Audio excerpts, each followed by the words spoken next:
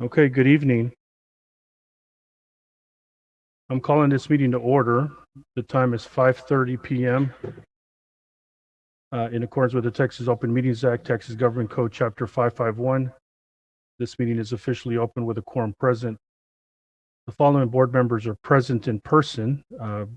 Here physically with us is District 2 Trustee Toby Jackson, District 3 Trustee Quentin Phillips, District 5 Trustee CJ Evans, District 6 Trustee Ann Dar, District 7 Trustee Norman Robbins. We'll call on my colleagues that are joining us virtually just to confirm that you're with us. District 4 Trustee Daphne Brookins. Good evening, President Ramos. Good to see you, Trustee Brookins. Thank you for joining us. Calling on District 8 Trustee Ana Luebanos. Good evening, President Ramos. Thank you for joining us. Good to see you as well. District 9 Trustee Ashley Paz, are you with us? District 9 Trustee Ashley Paz has not joined us just yet. And I am District 1 Trustee Jacinto Ramos Jr., and I am here present with the board. On March 16th, 2020, Governor Abbott temporarily suspended certain open meetings requirements imposed by the Open Meetings Act to slow the spread of COVID-19. This action permits meetings subject to the Open Meetings Act to be hosted by telephone or video conference.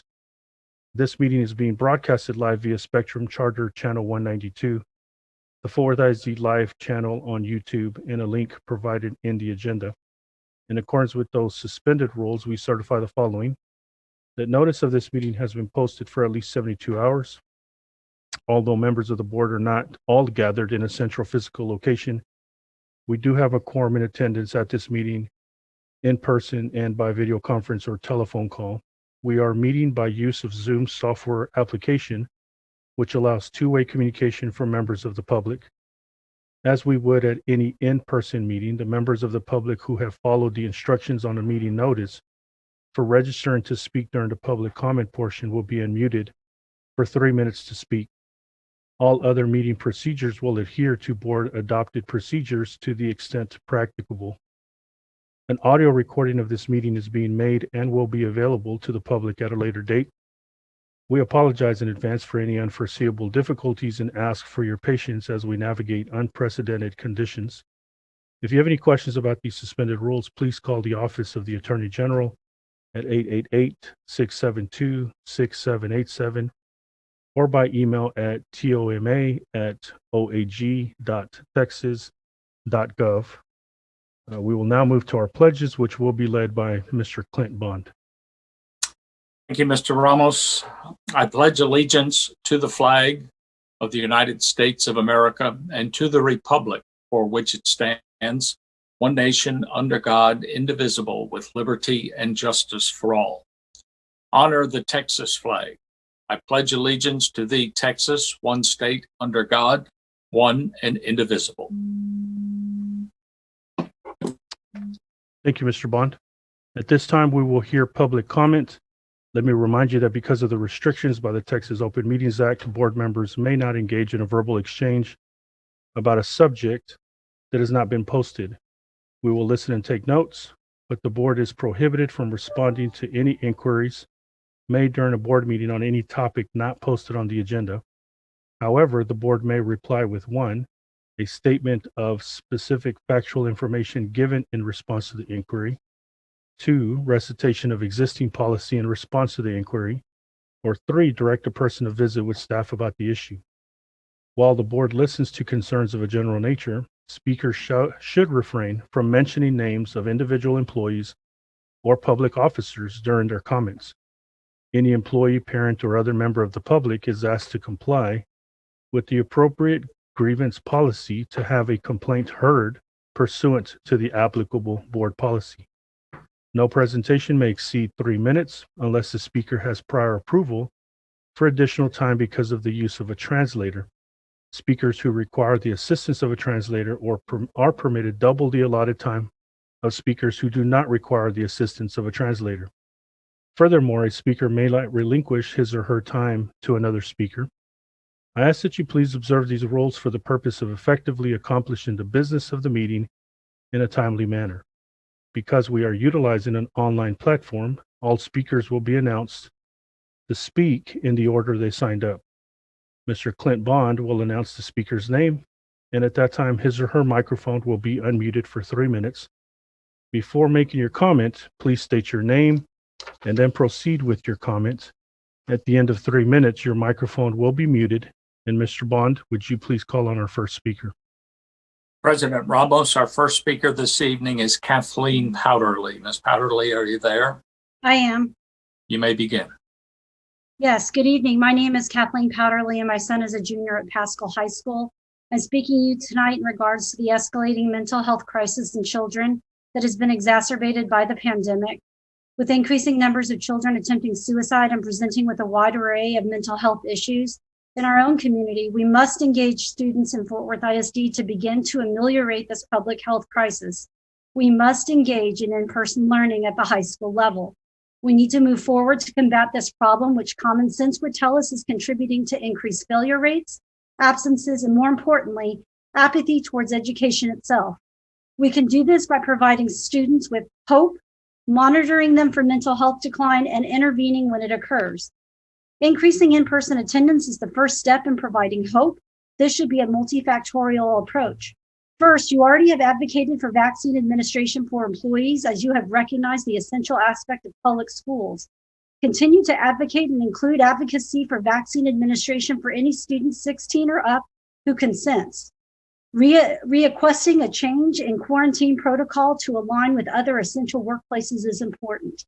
Secondly, a public relations campaign at the district, school, and classroom level to assure that, number one, we want students in school because we need them in school. Number two, school is safe because we utilize mitigation strategies.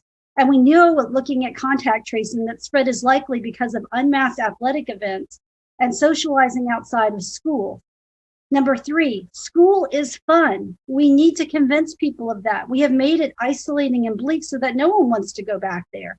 So engage students and leaders to think of ways to excite kids, allowing student organizations to meet in person before or after school, and allowing events to be occurred, eliminating the hybrid option, and reconsidering allowing all late work to be turned in. It only puts an undue pressure on our teachers and increases the apathy of learning. In terms of monitoring, implement 1-hour QPR suicide prevention training to every staff member. Decrease asynchronous learning or discontinue it so that our teachers engage with virtual learners. We can only monitor children if we see them. Just because they are legally able to watch themselves doesn't mean they should. Look into other software that utilizes monitoring of Chromebooks for keywords that trigger a mental health crisis in students. I once heard a member of this board say they could never live with themselves if a child got COVID and died. Death by suicide, abuse, and unintentional drug ingestions should not be less significant. And unfortunately, these will likely far exceed our COVID pediatric deaths. We just don't have a real-time public tracker on a website for this. It is going to be easy to ignore the speech. Please don't. Thank you. Our next speaker is Stephen Poole. Mr. Poole, are you there? Stephen Poole? Yes, sir, Mr. Bond. You may begin, Mr. Poole. Thank you. Good evening, Mr. Ramos, members of the board, and Dr. Scribner. I'm Stephen Poole with UEA, and tonight I'm going to speak on action item 14F. The federal government did a really good thing for all employees in the spring throughout the fall by providing up to 10 days of paid leave if an employee had to quarantine or became ill with COVID and couldn't work.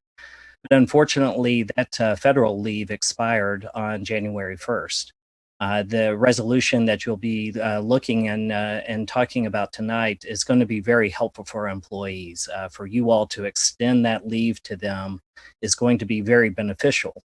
Instead of dipping into their own leave or going into unpaid status, this leave is going to help our employees still be able to work from home if they're able to. But for the folks who can't, it's going to help them out a lot.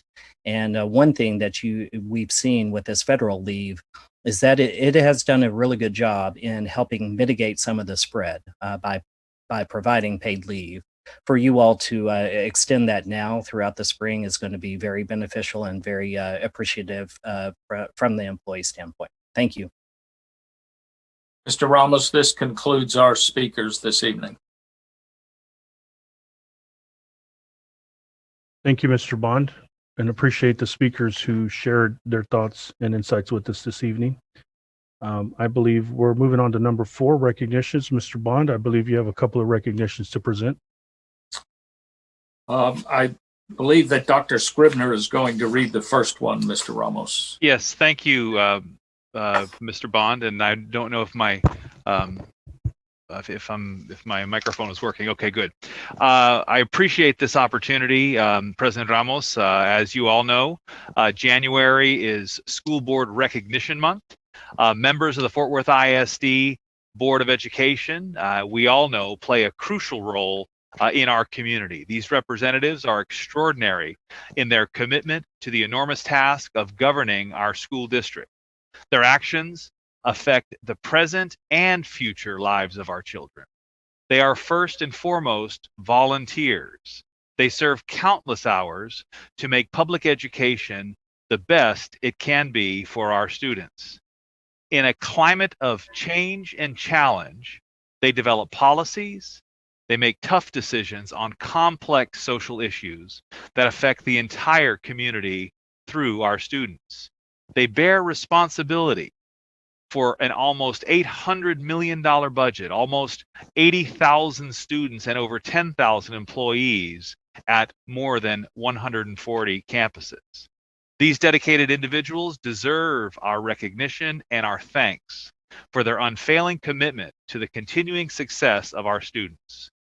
Members of the Fort Worth Board of Education, we are pleased to have presented each one of you with a token of our appreciation in the form of a framed board portrait. It reminds us of your commitment to work together, leading our district as we all help students peruse and be successful in college, career, community, and military leadership.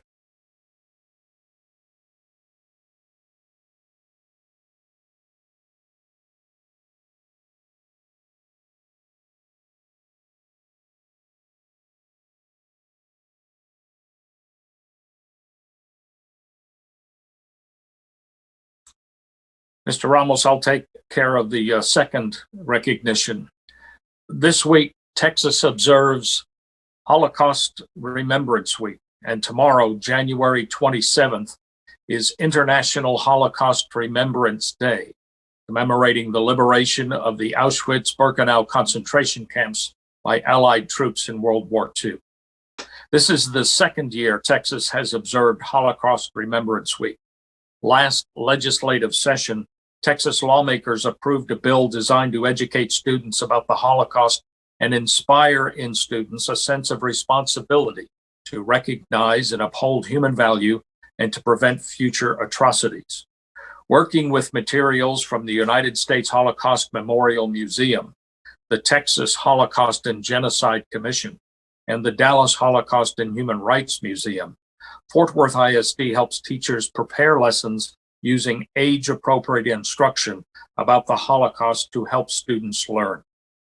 As an example, cadets from the Junior Reserve Officer Training Corps have taken several trips to the U.S. Holocaust Memorial Museum in Washington. In that museum is a gripping display. As you pass through glass doors, you enter a room filled with the shoes of thousands of Holocaust victims. Cadet Daisy Aguilar from South Hills High School envisioned herself as a shoe. She wrote in an essay about her visit, asking, "What makes me different?" The only thing I can think that day was that maybe what makes me different is that some person is willing to wake up, put on some shoes, and fight so that I don't end up behind a big glass room where the shoes are. Ms. Aguilar graduated last school year and is continuing her studies at Texas Tech University. Thank you, Mr. Ramos. Thank you, Mr. Bond, and thank you, Dr. Scribner. I'm certain the board appreciates the frame and the kind words. Moving on to number 5, which is our Lone Star Governance. Dr. Scribner and his team will have a Lone Star Governance Goal 3 update. Dr. Scribner, are you ready? Yes, thank you. And at this time, I'd like to turn it over to our Chief Academic Officer, Jerry Moore, and our Associate Superintendent, Sarah Rispey. Jerry? Thank you, Dr. Scribner. President Ramos, members of the board, Dr. Scribner, we are happy to be here with you this evening to provide a Lone Star Governance Goal 3 College Career and Military Readiness Progress Update. I'm going to go ahead and kick it over to Sarah Rispey so she can start us off, and I'll come back at the end of the presentation. Ms. Rispey? Thank you, Mr. Moore. Good evening, board, Dr. Scribner, and President Ramos. I know the board has had a chance to review our next Lone Star Governance presentation. This will be a progress update on Goal 3, which is College, Career, and Military Readiness. Just to set the stage for the presentation, I want to provide a little context, a reminder, which I don't think you actually need, that we started school late this year. We started in September rather than as planned, August 17th, due to the pandemic.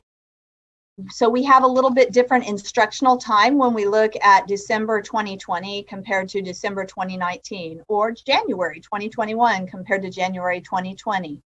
Also, just a reminder that we've had the change in learning environment. So we have students in various learning modes right now. We have students in person every day, some students virtual every day, and some with the hybrid method. So they are coming every other day for instruction in person and the rest of the time virtual. So big change there. And we have some of those students that have even changed modes during the year. Also a reminder that we have some students on the next slide who have unfinished learning or lost learning time due to our spring closure or access challenges during the pandemic. You'll remember this slide when we talked about the possible learning loss due to the interrupted learning time. And we've seen those things actually play out in Fort Worth ISD. This slide with the math forecast was from NWA, giving a national picture. And we have found that our students do have some learning losses in reading and even more extensive losses in mathematics. So as we go into our Goal 3 progress update, I'd first like to remind you of our outcome goal for Goal 3. And this is our yearly target. And then we've added a data point there. You'll see that uptick for the class of 2019 to 54%. We're really pleased with this to see that we have already exceeded the goal that the board set for the class of 2019, and hoping that that will continue for class of 20 and 21 and so forth, despite the pandemic. Down the right-hand side of the screen there, you'll also see just a reminder of what things are included in the CCMR indicators. So I'm going to use CCMR, College, Career, and Military Readiness. That's a state term. It can include things like SAT scores for some students. Others might be an industry certification for students at our early college high schools, their associate degree that they earn, and various other factors that you can read there. The very last note down there said it does not include military right now.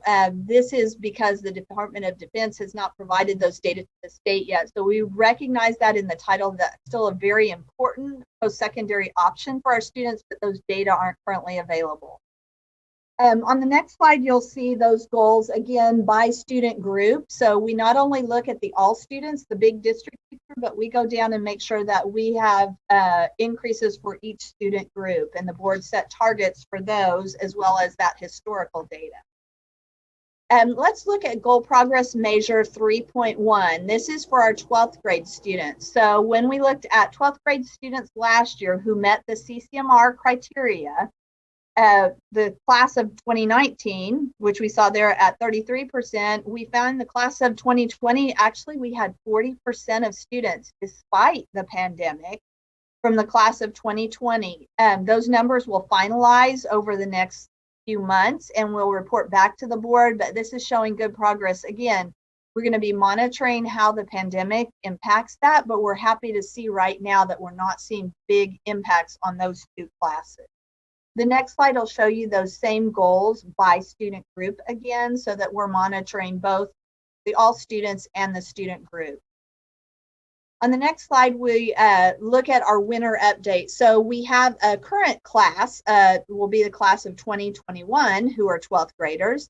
We want to look at what percentage of those current seniors have met at least one CCMR indicator this year in December compared to last year. You see a very slight decrease, but it's really similar. That's only about 0.4 percentage points. So we're not seeing a huge negative impact at this point, and we're happy about that for that current class of 12th graders. The next slide is going to look at that same information by student group, and you'll see that there's slight variations by group, but not a lot. Again, happy to see that we haven't had a huge decrease in students meeting that. We actually see some increases in those. African American 1 point and English learners is 1 point. The next one is goal progress measure 3.2, and this, now we looked at seniors, now we're going to go down to the beginning of high school and look at 9th grade. So we look at 9th graders on track. Are they getting a good start in high school? And for on track, if you look at the right side again, you'll see that that means they earn at least 6 credits. They have not failed more than 1 semester of a core course, reading, math, science, or social studies, and they're not repeating 9th grade. Now you'll notice a really positive uptick there from 75% to 87%. And full disclosure, remember that this is about grades.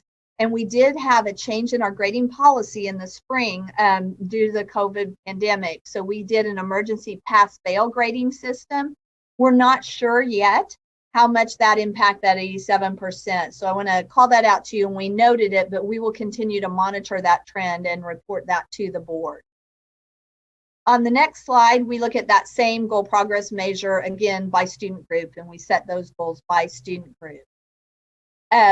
Next slide reminds us that the 6 credits is an end of year measure, so we're not going to give you an update in that right now. The failures to make 1 core course is a semester measure, and we're actually right at the end of our semester right now, so we don't have those data yet, but we can look at the first and second 6 weeks to think about how kids were doing so far this year, to give a little on track update.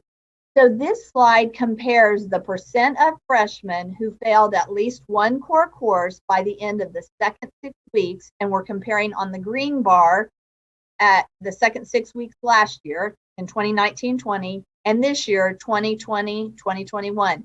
And you will see that we had more failures this year for freshmen at the end of the second 6 weeks than we did last year. This looks by student group. That's okay, Lisa, go ahead to the next one. This looks the same information by student group, and you'll see that that's like 12 points more, 12 percentage point more failures by the end of the second 6 weeks this year for African American, Hispanic, and English learners. Realizing that those grades don't actually post as a grade to the transcript until the semester, I wanted to reassure you that our teachers and our campus leaders are paying close attention to this and have set up ways for students to make up and get those grades up before the end of the semester. So we will come back to you with the actual semester numbers, but that's just a little preview of the second 6 weeks. On the next slide, I also wanted to show you that first 6 weeks compared to second 6 weeks this year, and you'll see that there wasn't a huge change there. So as teachers and students were adapting to new learning modes, we didn't see a great change there, and we're hoping that that evens out and the measures put in place will help students recapture that for their semester grade. The next one we'll look at is Goal Progress Measure 3.3. This is about Algebra 1 completion by the end of 9th grade. Here again, you're going to see a really lovely uptick from 83% to 91%. You will remember that we did not give the STAR test. They were canceled statewide for spring of 2020. However, students that were enrolled in those classes and passed the class could receive what the state called the 2020 waiver. Since they didn't get an opportunity to take the test, that through no fault of their own, students were given sort of that pass last year. So we believe that that had a positive impact. We'll monitor to see how we pan out for this year. The next slide is just going to show that same information, the goals that we set by student group. On the next slide, I wanted to show you the Algebra 1 completion for the current. So that was last year's ninth graders. Let's think about the current kids sitting in ninth grade now. We do have a good percentage of our students who take Algebra 1 in 8th grade, and they're very successful. And we see that on this slide because it compares 2019-20 in the fall to this fall. So while we don't have the regular ninth graders scores yet, we do have those who brought it in from 8th grade, and we actually had more 8th graders take and pass their Algebra 1 assessment in middle school in last year than we did this year. So that's a real positive for us of those 8th grade students coming up with their Algebra 1 credit. And the next slide will show that by student group, and you'll see that there are some increases for every student group, not exactly the same, but every group had increases compared to the prior year. And again, those represent those who brought it with them from middle school. Our final, on the next slide, goal progress measure in goal 3 is 3.4, which looks at SAT and ACT scores. And we have a goal of increasing from 22% to 27%. You saw that we were on track there with the class of 2018 at 22%, and looking to go to 23, we have a slight downturn right now.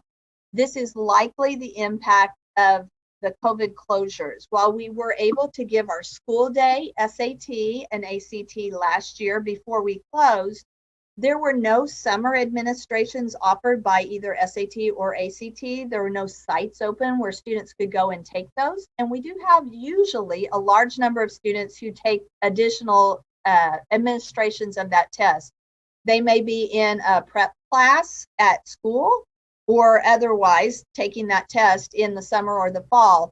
If we go to the next slide, you'll see the seniors who met that criteria for the current sitting seniors is slightly lower. And we looked into this and saw that in a normal year, we'll have about 2,000 students take the test on their own over the summer or the fall because they've been working with their teachers on getting up those scores.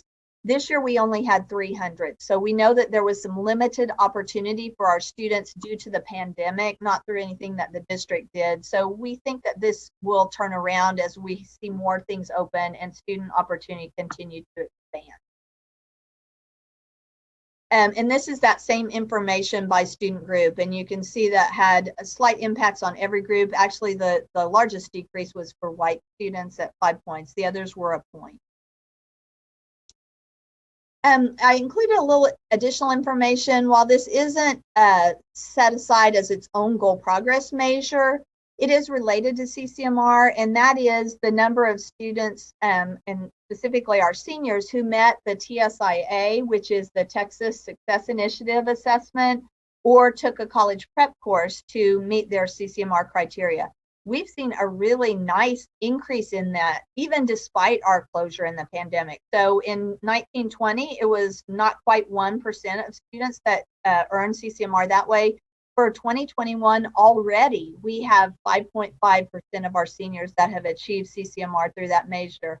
That means either the kids took the test and scored a high enough score, or they're enrolled in their college prep course, which lets them go immediately into college and earn college credit rather than having to take a remedial. So both nice monetarily and for students checking that box as they leave us. The next slide will show that same information by student group. And you can see we have some nice increases for each group compared to the prior year. So we're pleased to see that trend and think that we're going to continue to accelerate that. I'll give it back to Mr. Moore to talk about the supports and priorities. Thank you, Sarah.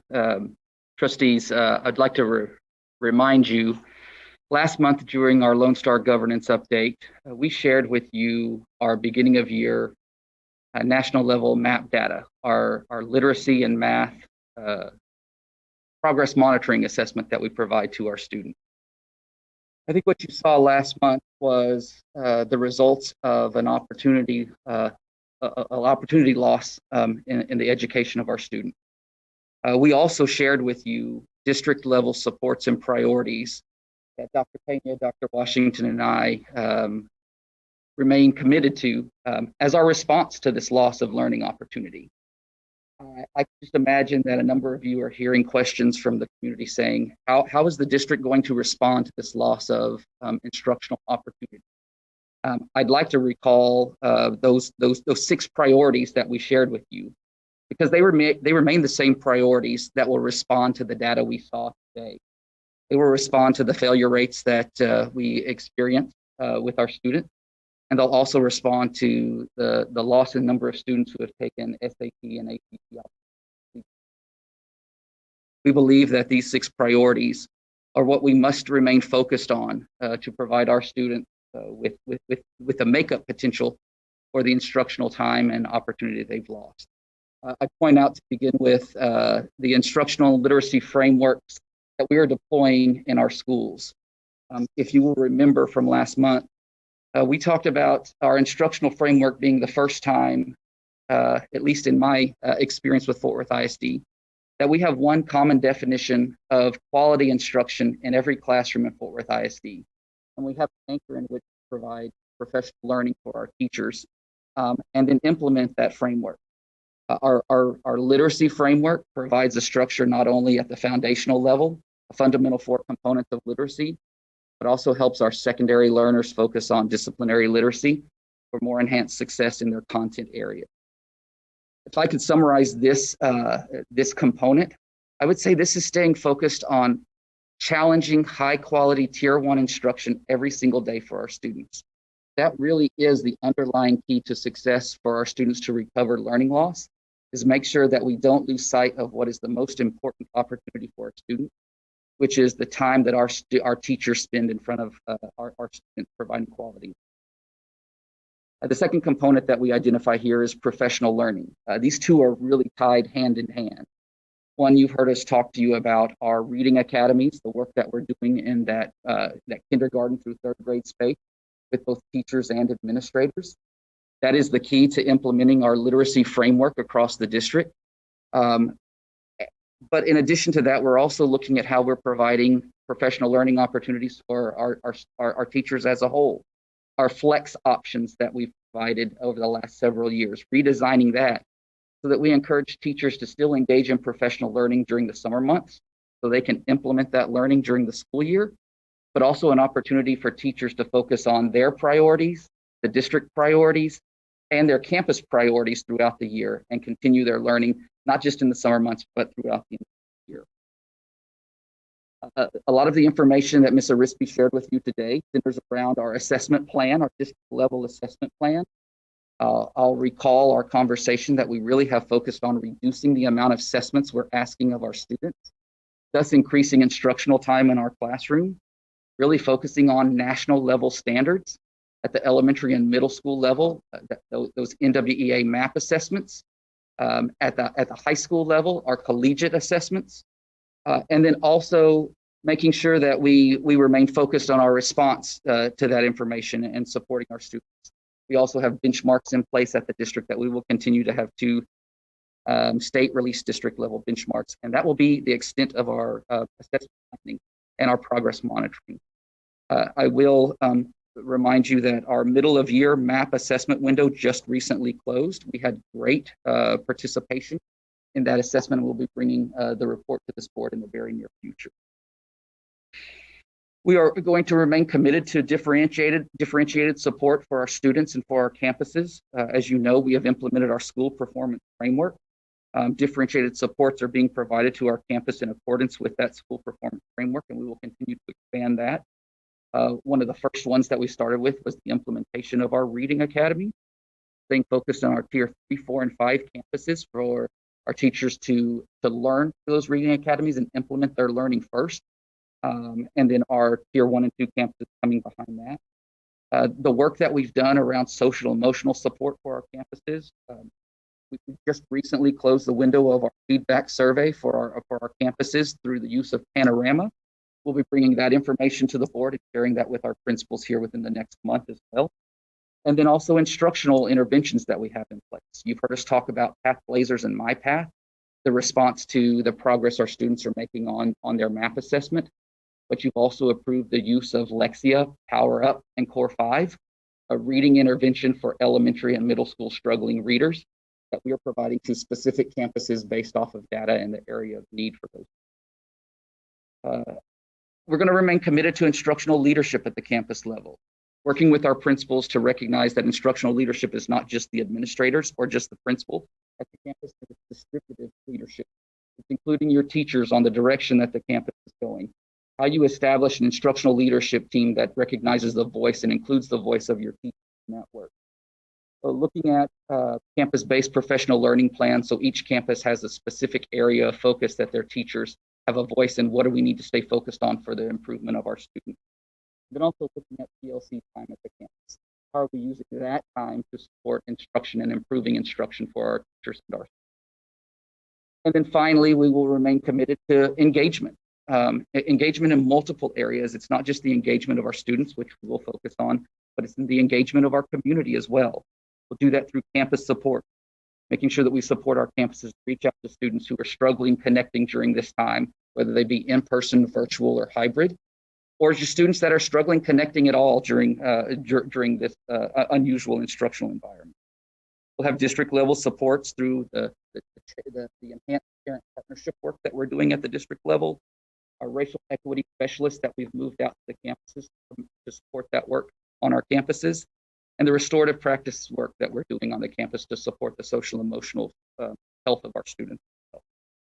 And then finally, with engagement, the work that we're doing around our out of school time support, the work with our Fort Worth after school, whether that be after school time or summer programming, and continue to expand that work in partnership with Fort Worth After School and Read Fort Worth. These are actions we do believe will help us make up the lost instructional opportunity for our students, and we will see our result at the levels that we expect for the students of Fort Worth. I think with that information, we'll bring our presentation to a close, and I know Ms. Arispe and I both are open to any questions that you may have about it.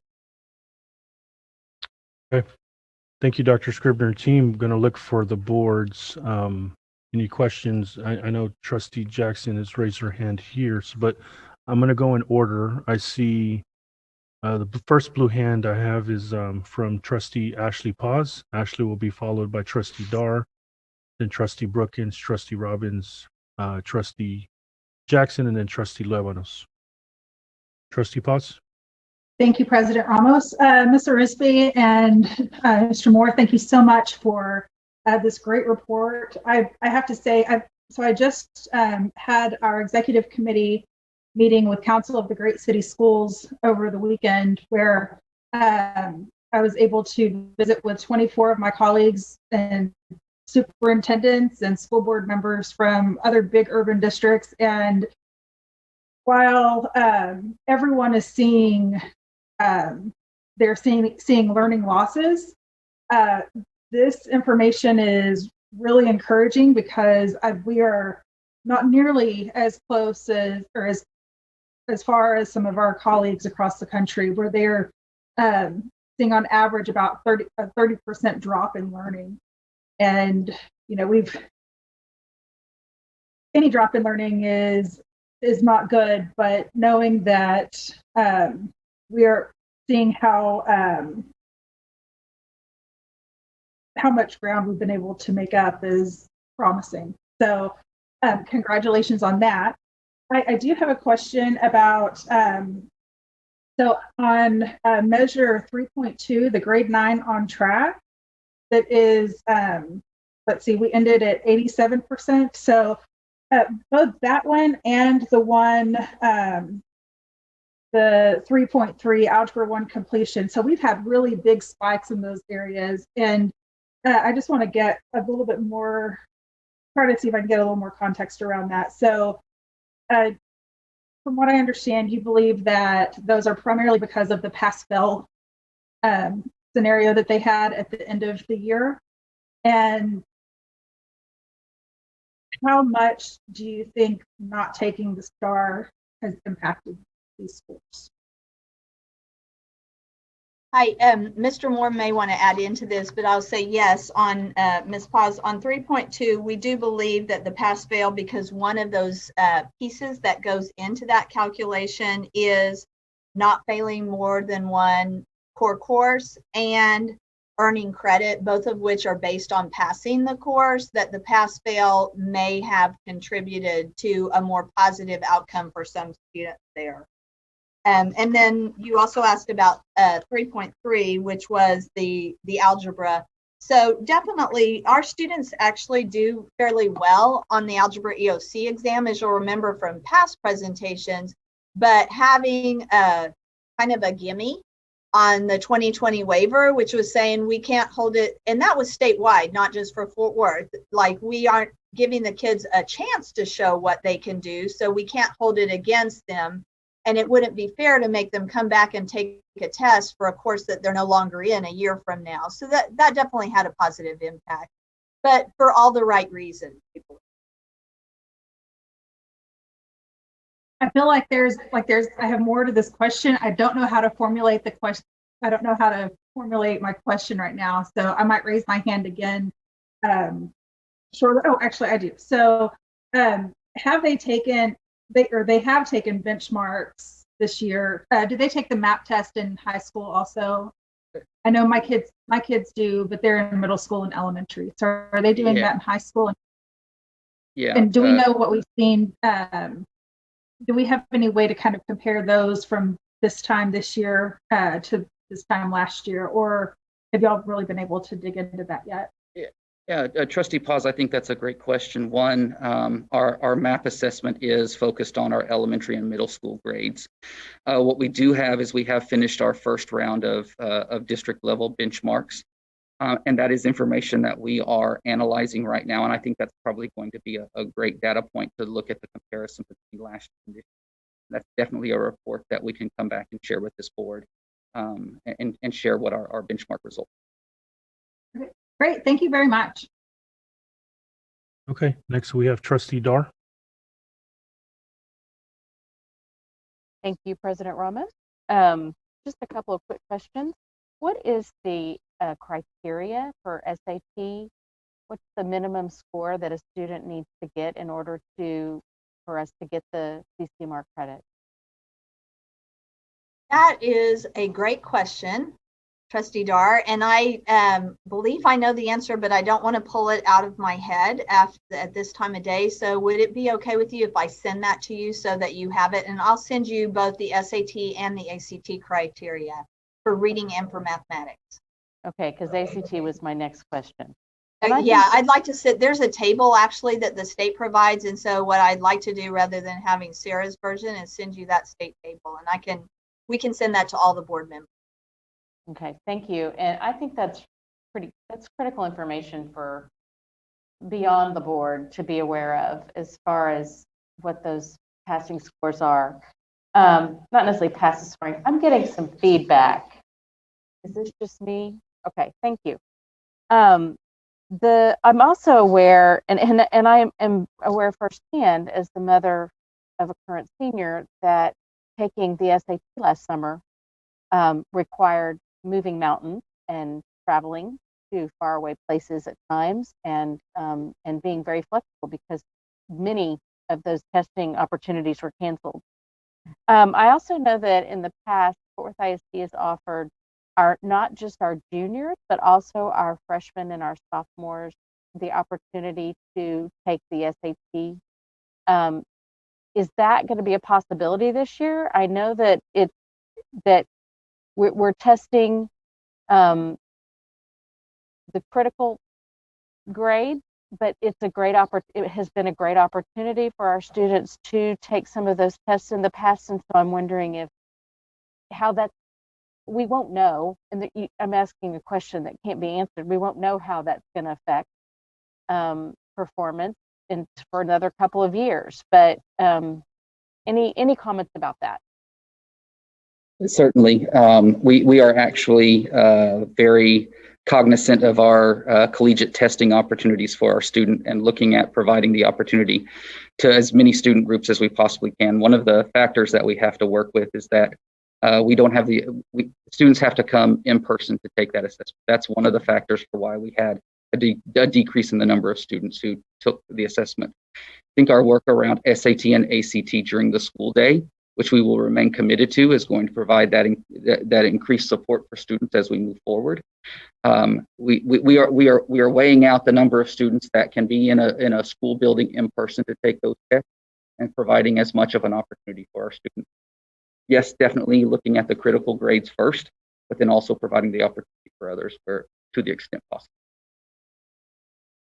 Thank you. And knowing that this board has placed priority on safety and health, and I appreciate the caution that the district is taking to make sure that as many kids can be tested as possible safely. So thank you. Those are all my questions. Thank you. Next, we have Trustee Brookins. Good evening. So my question is there a way to measure, I'm trying to see how I want to ask this question. The academic difference between the students that are attending the learning academies versus the other campuses that are coming into ninth grade. We can certainly look at the, if you're talking about coming into ninth grade, we could look at the 8th grade results in the aggregate of students from the Learning Academy at Forest Oak compared to all others together or to other individual schools. I'm happy to help put together something on that if that's of interest to the board and to you, Trustee Brookins. Yes, that's exactly my question. Yes. Sure, we'll look at what we can compare, given that we have some missing data points from last year, but I think we can give you some ideas about that. Okay, thank you. Sure. Okay, next we have Trustee Robbins, and then we'll have Trustee Jackson and Luebanos. Thank you, President Ramos. Mine relates to the engagement part of your presentation, Mr. Moore, and we had a comment this evening on being alert to certain things that our students might exhibit. Wondered about training of that sort for the staff. I think it's really important at this particular time that we be alert to any changes in our students' moods and appearances and operations and so on. So is that part of the engagement, or could it be?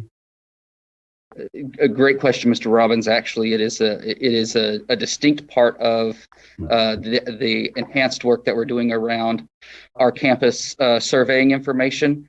I shared with you all earlier about Panorama being the resource we used for our campus level engagement survey with our students. The Panorama resource provides us with a social emotional component that we're able not only to monitor the response of our students, but it gives us a resource for how can we integrate a response to what our campus and our students are telling us, the issues that are coming up with the feedback our students are giving us, and actually integrate that learning or social emotional support into what our teachers are teaching in their classroom, how they're developing a welcoming and culturally responsive learning environment, but also utilizing all of our student support services, campus and district level, to respond to that information. When we put that data together for the board, which we expect is here early in February, you'll see some of those trends that we've identified. Thank you. Mr. Robbins, I wanted to add too that all of our teachers and staff do go through suicide prevention training through our Safe Schools. The board provided that for all staff, and so that's some training that we do every year, and it's especially important right now. Thank you, and I think the board takes that training as well, which is beneficial, so thank you. Great. Okay, Trustee Jackson. Thank you, President Ramos. I have 5 for Mr. Rispey and 3 for Mr. Moore. I didn't see numbers on the slides, Ms. Rispey, and I'm sorry if I missed them. That should give you a reminder of Dr. Sutherland. But I wanted to ask first on goal progress measure 3.2, 9th grade, on track. how many ninth graders are repeating now versus historically? So was that shown and I just missed it? It was not shown, but I'm happy to get that for you. Okay, and I'm sure you don't have it right this minute, but if we could get it, it'd be great. Yeah. Thank you. And the second question is, did we extend first 6 weeks grades out and they didn't close out for some students, or is this a pure first 6 weeks versus second 6 weeks? That's a great question, because we are offering our students the opportunity to replace some failing grades that they may have had or some incompletes. This was an as of. We pulled it as of a date this year compared to as of a date last year. So there is the possibility that those numbers for this year could go up, Trustee Jackson. Well, I think we need to see how many people are still on hold. Okay. I think it'd be good for this board to see that. And then if we could define the pass for the STAR, I wasn't clear on that, and I was thinking maybe the viewing audience wasn't, since the STAR was not given. If you could just elaborate on it one more time, please. Sure, I'm happy to do that. So as the board knows, we generally take STAR. The first administration for most students in grades and subjects happens in the spring, in April, May timeframe. Last year, most districts statewide, including Fort Worth ISD, were closed at that time, and the state elected not to give the state test, the STAR test, and that was true for grades 3 through 8, as well as the high school end of course exams. So for students taking those end of course courses, those are a graduation requirement, and that end of course exam is a part of the graduation requirement for those students. So if I'm a student, if I can just use an example, if I'm a student that's taking Algebra 1 in spring in 2019, 2020, and I come to the end of my course, I would normally take that test in May. Because schools were closed to in-person and the exam has to be given in person, the state said it would not be fair to ask those children to come back even in December when they're 6 months removed from the content and take the test. So we applied a note. It's actually on the student's transcript that says 2020 waived. And that means that the state said, it's not fair of us to come back and hold you to this for a graduation requirement. If you pass the class, we're going to say we will give you a waiver of the test. You don't have to come back and make it up later. Okay, thank you. And that clearly Yes. defines it. And I think that will help our viewing audience too. Sure. Also, 8th grade students that are taking Algebra 1, thrilled, love to see it. I'd like to see all of the middle schools and which 8th graders are really pulling that Algebra 1 and which 8th graders are not. And that's an equity question for me, and to make sure that everybody's getting the same opportunity. So I know you don't have those numbers, but, and then on the TSI, you mentioned the number 5.5%. Would that mean the inverse, that 94.5% did not? Oh, great question. So it doesn't exactly mean that. As we said, students attain or demonstrate their career, college, and military readiness through a number of things. And TEA recognizes that those are all equally valid in preparing for post-secondary. So we have a number of students who may not have tested the TSIA and do not take that course. So that's, those don't all, we would never expect all of them to be at 100%. If a student has already demonstrated college, career, and military readiness through, say, their SAT, they wouldn't even take the TSI and they wouldn't take the course. So what's really important is that students demonstrated in at least one way, and we do have students that do multiple, but one way. So not appropriate for every student to do every one of them. That's great. Thank you for clarifying it.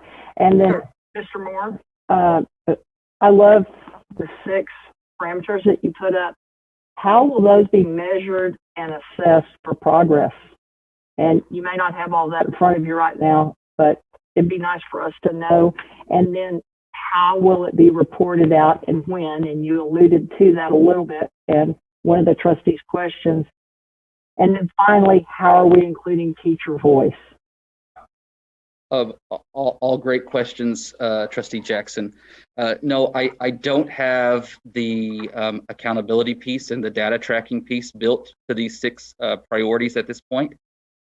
This is work that Dr. Washington, Dr. Pena, and myself are engaging with our principals right now and asking our principals to build campus-based plans for implementation so it's unique to each of their campuses, knowing that we have specific outcomes that we're looking for in each of those 6.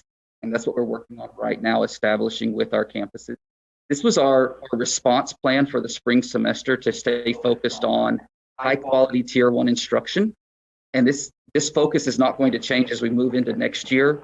I think if you'll remember from our data report last month, we know that 55% of our students regressed in their learning, and 75% of that 55 are going to need multiple years to make up that growth. We're going to stay committed to quality tier 1 instruction and these 6 priorities to support that over the next few years to bring our students back to the level of performance. We'll continue this conversation with you and bring you those measurements back as we define that and get the plans rolled out at the campus level. Okay, and at the campus level, then I presume that the teachers will be engaged via the principal voice. The principal voice is one voice for all of the teachers. Is that correct? Yes, and I would, yes, for sure. I would like to draw on one of the 6 priorities that we talked about, which was the instructional leadership team. The work that we're doing with our principals is recognizing that distributive leadership approach, leading through your campus teacher leaders from an instructional perspective, and that's where the teacher voice will come into play here, is including your teachers as a part of your leadership team as we roll out these priorities at the campus. That's great. Thank you all so much. And I thank the board for your tolerance with all the questions. That was a great presentation from you all, and it was very thought-provoking, so thank you. Next, we have Trustee Luebanos. Thank you, President Ramos. Thank you for this presentation. My question is to follow up on Trustee Jackson's question.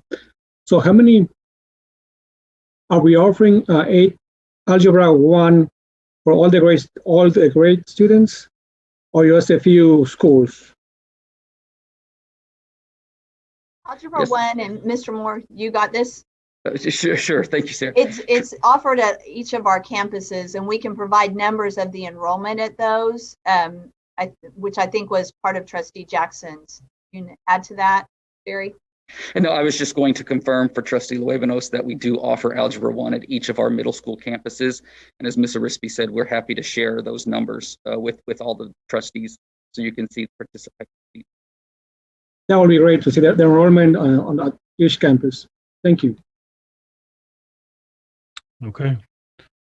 Thank you, Dr. Scribner and staff. It looks like those are all the questions from the board, questions or comments. Dr. Scribner, I believe we have a COVID update report. Yes, thank you, President Ramos. Tonight we have 2 more report and presentations. The first is our COVID-19 update, and I'll turn it over to our Deputy Superintendent, Karen Molinar. Thank you, Dr. Scribner. Good evening, trustees. Thank you for allowing me to come this evening and to give you an update on our COVID. Tonight, our topics will include, we're keeping with the same presentation template, our PPE distribution, our COVID-19 training, district enrollment, our case trends, staffing impact, TA guidelines, and of course, our strategies as well. On your agenda this evening, you'll be asked to a recommendation from our staff for a consent agenda item for $1.8 million for PPE. That PPE will be for our second semester this school year. Just a reminder that our warehouse delivers a monthly supply of PPE to each campus. However, we do have a live link for any principal or employee at any time to request additional PPE on the campus as well.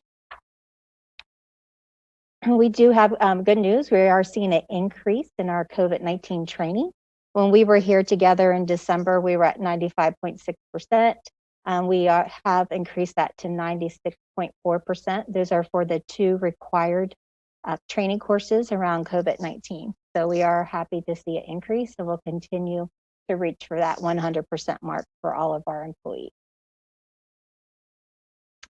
Here's our district enrollment. We pulled this off from Focus on January the 22nd.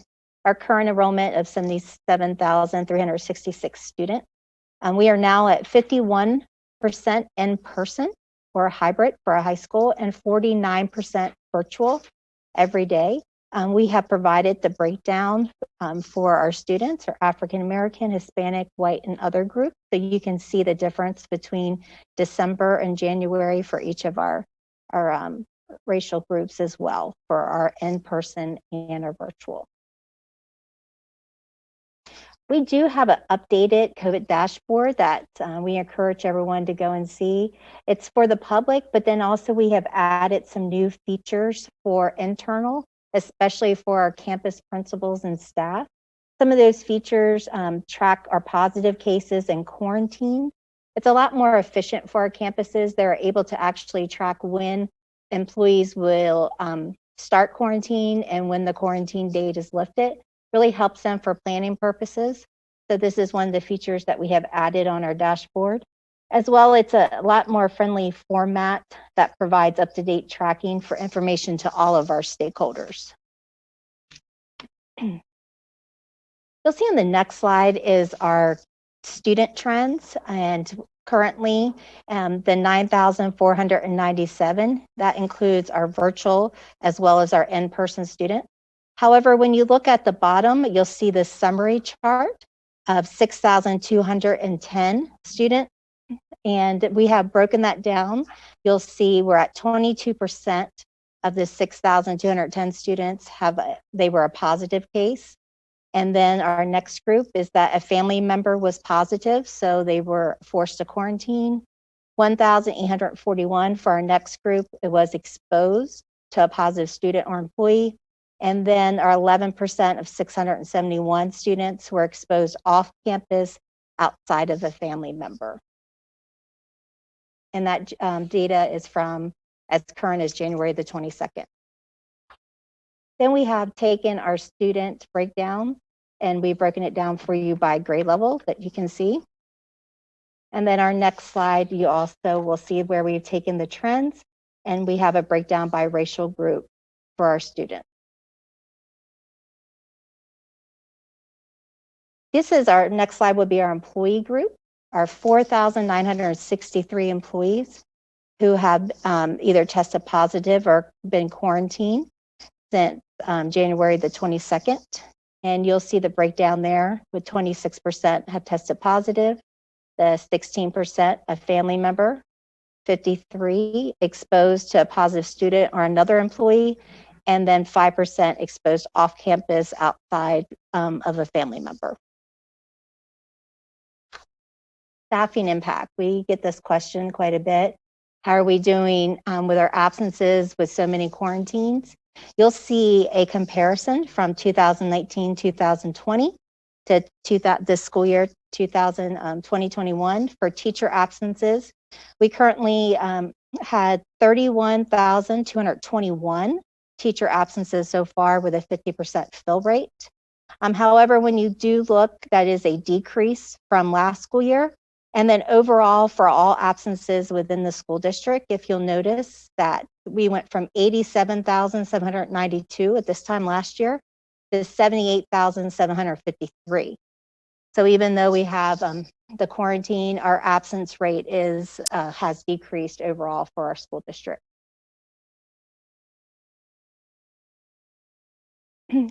We want to share this with you. This was just updated to us from TEA on January the 14th, and we'll be bringing this back to you in February. However, the TEA has given our district and all the districts, of course, in Texas, the opportunity to submit a waiver request that will allow us to have any students during STAR testing to remain home to allow us to accommodate testing and have our virtual students come in person with safe social distancing. As you know, when we do STAR testing, we have a lot of small groups. We have accommodations for our students that we need to make sure that we provide. We use every inch of a school campus during any type of a state testing day. So this will allow us to, if you approve the waiver, this will allow us to have some students who are not testing or a grade level or content remain home so we can provide more social distancing for the students who are on campus testing during that time. So we'll bring more information back to you in February on that one. We're going to continue our strategies of training and support for our health and safety practices, our cleaning and disinfection, as well as our protocols. And then we are still offering our free weekly COVID-19 testing at our Fort Worth ISD site, as well as continuing to update our dashboard to make it more friendly to all of our stakeholders. At this time, I'll take any questions regarding this update. Okay, looks like first up is Trustee CJ Evans. Okay, can everyone hear me? All right, thank you for this report, Karen. And will you just check my math, but it appears that the COVID numbers at our campuses are lower than the general population, is that right? You are correct, Ms. Evans. You know, one of the things that we stress is that we really feel like our campuses are safe for our students. Dr. Scribner and myself, we participate in weekly calls with Tarrant County Health, and our numbers are definitely a lot lower than what we're seeing with the community. Okay, thank you. So what this data is telling us is that schools are not super spreader locations? Not at all. Thank you. I don't see any other hands up from my colleagues. And so we'll move on to the next presentation, Dr. Scribner. Thank you very much, President Ramos, members of the board. This is our final presentation of the evening, and we wanted to update you on the implementation of some action that you have taken in the past. You know, we provide regular updates, as we did tonight, regarding our academic programs. We have quarterly provided updates of the facilities master plan, and believe it or not, it was 11 months ago, almost a year ago, when the board approved our updated boundary plan. Each one of these areas, academic programs, boundary, and facility updates, are linked. And tonight I'll be taking you through a few slides and then turning it over to our Chief of Innovation, Dr. David Sines, and Deputy Superintendent Karen Molina to wrap up the presentation. So, the Fort Worth ISD Facilities Master Plan, you'll remember, it follows guiding principles. The first and most important is that instruction drives construction. That was one of the first points that we made when we all met 5 years ago regarding the future of Fort Worth ISD and our bond program. Adequacy and equity are also important issues with regard to school facilities. Want to make sure we're educating the whole child, not only the instructional portion of the day, but also extra and co-curricular activities, making sure there's adequacy of support there.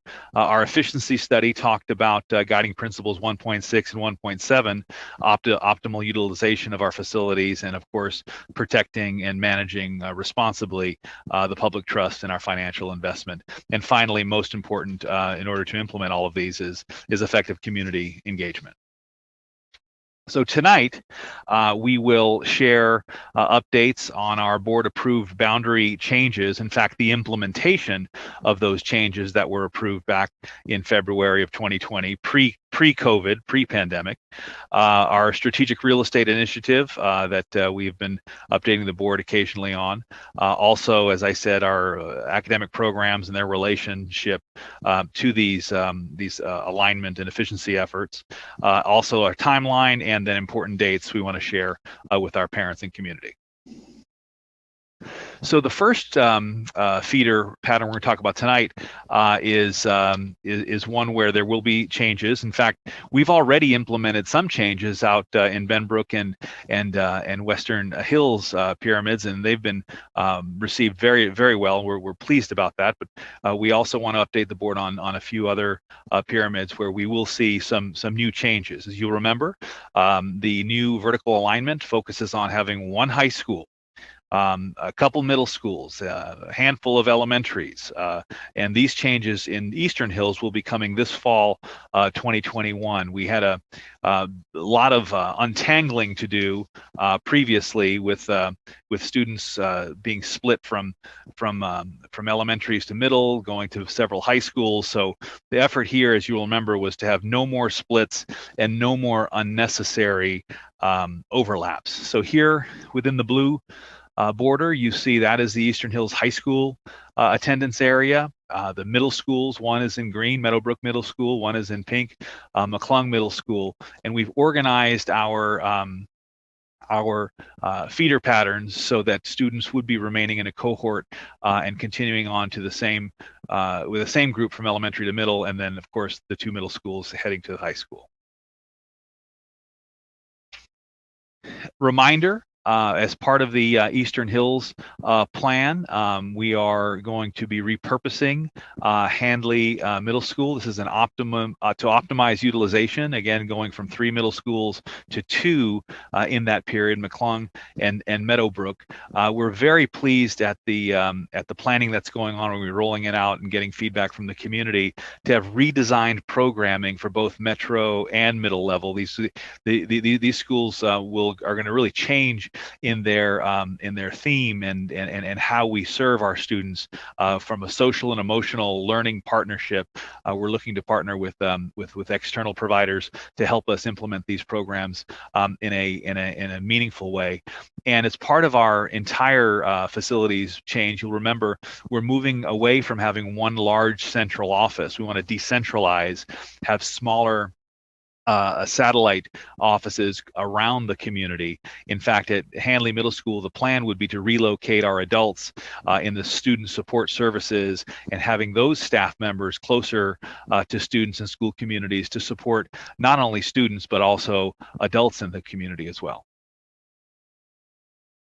One unique feature to this change, as I said, is the social services hub concept. If we have our staff who are focused on social and emotional efforts in our school district across the entire 209 square miles, but certainly for both students and community in this area, we think it's important to develop input from our community stakeholders.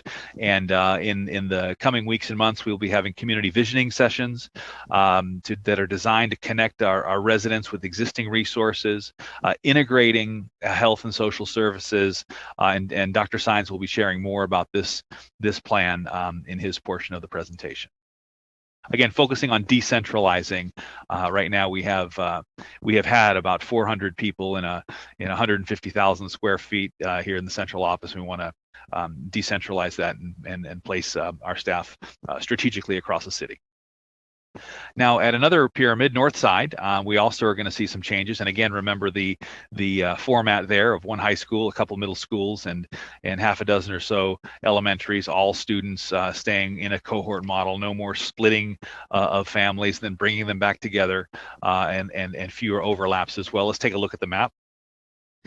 We were able to untangle several splits on the north side and create again 2 middle school sections, Kirkpatrick Middle School in blue, Elder in red, all of those heading to north side, and also create a more meaningful change and separation between the north side and Diamond Hill communities as well. But this is another effort to untangle existing splits and overlaps. Now we talk about instruction driving these decisions. Our literacy framework, as you'll remember, Mr. Moore presented this at our last board meeting, where we talked about the implementations of our reading academy. So if we can think about cohorts, this time think about adult cohorts. So teachers of pre-K, K, first and second grade, all learning together as part of our reading academy work. Since we now have a common definition of what quality instruction is, we also need to have a common definition of coordinated professional development on the science of teaching reading. So the idea here is to relocate those students who were at MGLS, back to Rufino Mendoza and Manuel Jara elementaries. This is in response to parent feedback over the years. We've heard from our parents who have a kindergartner or preschooler, and then also a second, third, fourth, or fifth grade, needing to make 2 stops in the morning as opposed to having their preschooler, first kindergartner attend school in the neighborhood school. These campuses currently are underutilized. The 2013 bond created early childhood space, and we're just not using it as effectively. So we want to create greater efficiencies and respond to parent requests and fulfill our commitment to efficiency as well. So then the question would be what to do with MGLS primary. Well, the goal here is to repurpose that building to further decentralize and relocate services and staff. The Marta Plata, who is now our executive director of parent partnerships, would be located there. Also, our specialized academic support, all of our district-wide staff would office there, focusing on student IEPs, our 504 plans, our dyslexia work, again, decentralizing our instructional and support staff across the city. At South Hills, this is a great example of vertical alignment. You'll remember this was our poster child in the conversation, where Rosemont 6th grade campus actually wasn't even in all of those students went to South Hills High School, but Rosemont 6th grade physically was not even in the South Hills pyramid. And then further, Rosemont Middle School actually sent students to 3 different high schools, to Pascal, to O.D. Wyatt, and to South Hills. We wanted to clean all of that up, and we think that we have a great plan here. In fact, I've had an opportunity to speak with some community leaders, and I'm very pleased with the plan to bring more choice and academic vertical alignment to the South Hills pyramid, whereby the 6th grade centers that have struggled academically, we think we have a fix for that here in South Hills. The idea here, what the board approved back in February of 2020, would be to have the Rosemont 6th grade students relocate to the Rosemont Middle School campus. You see several changes there with regard to Worth Heights. There are students who are actually crossing I-35 in the elementary, safety and security issues, so we wanted to use that as a natural barrier. The Hubbard Heights students moving back to Worth Heights, and some of those other changes that you see in items 2, 3, and 4. In order to make space for the 6th graders, we would be working with the parents at Rosemont Elementary School, and those students would go back to the neighborhood schools that they attended prior to the construction of Rosemont Elementary, and working with the principals and parents in order to share with them that plan. But we think that that's important because South Hills High School now has a P-Tech program for software development for IT, and those students will graduate with an associate's degree. Project Lead the Way, also at South Hills High School. We want to expand that into the middle school and ultimately the elementary. There's a coding and gaming program there. So we believe by moving the Rosemont 6th grade students onto the Rosemont Middle School campus, utilizing both the current Rosemont Elementary building and the traditional Rosemont Middle School as one large campus and two buildings, I think would create great opportunity for vertical alignment in the academic program. If we're going to have high quality academics, if we're going to have high quality athletics, high quality fine arts, it's not only at the high school level. We know that middle school level is also extremely important, as is the elementary. So what to do with Rosemont 6th grade center? Well, as we've said from the beginning, we believe students at INA, and in this case, students at Applied Learning Academy, deserve an actual school campus, an actual school building. So we want to move both of those INA is a program, and Applied Learning Academy, the middle school, move them from what is a former shopping mall to an actual school campus. And moving ALA onto the Rosemont 6th grade center, again, would provide a choice for that portion of the city and provide those students, teachers, and school community with an actual school building.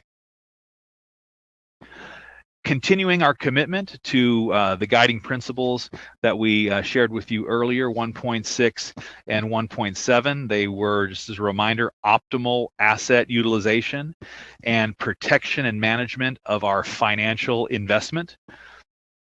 We believe that moving forward and taking a look at our real estate holdings is an important factor in terms of funding our students in the short and certainly in the long term. I think we have great opportunities there. As you know, that initiative is building a smarter future for Fort Worth ISD. We've already sold 6 buildings that the board has approved, and our goal ultimately, as I said, to shrink our central office, to decentralize our staff and where they're working without purchasing new buildings. We don't want to take any additional buildings off the tax rolls, and we think we can do that in a very creative and innovative way.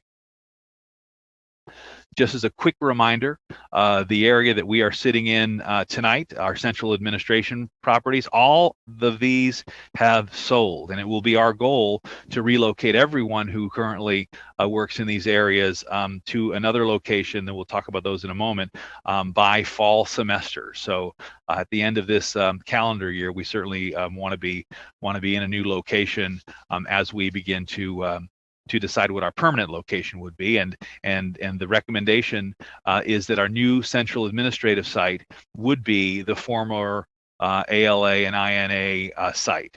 So we would be able to remodel this, and we're very excited again that ALA is would now be in a school building, INA as well.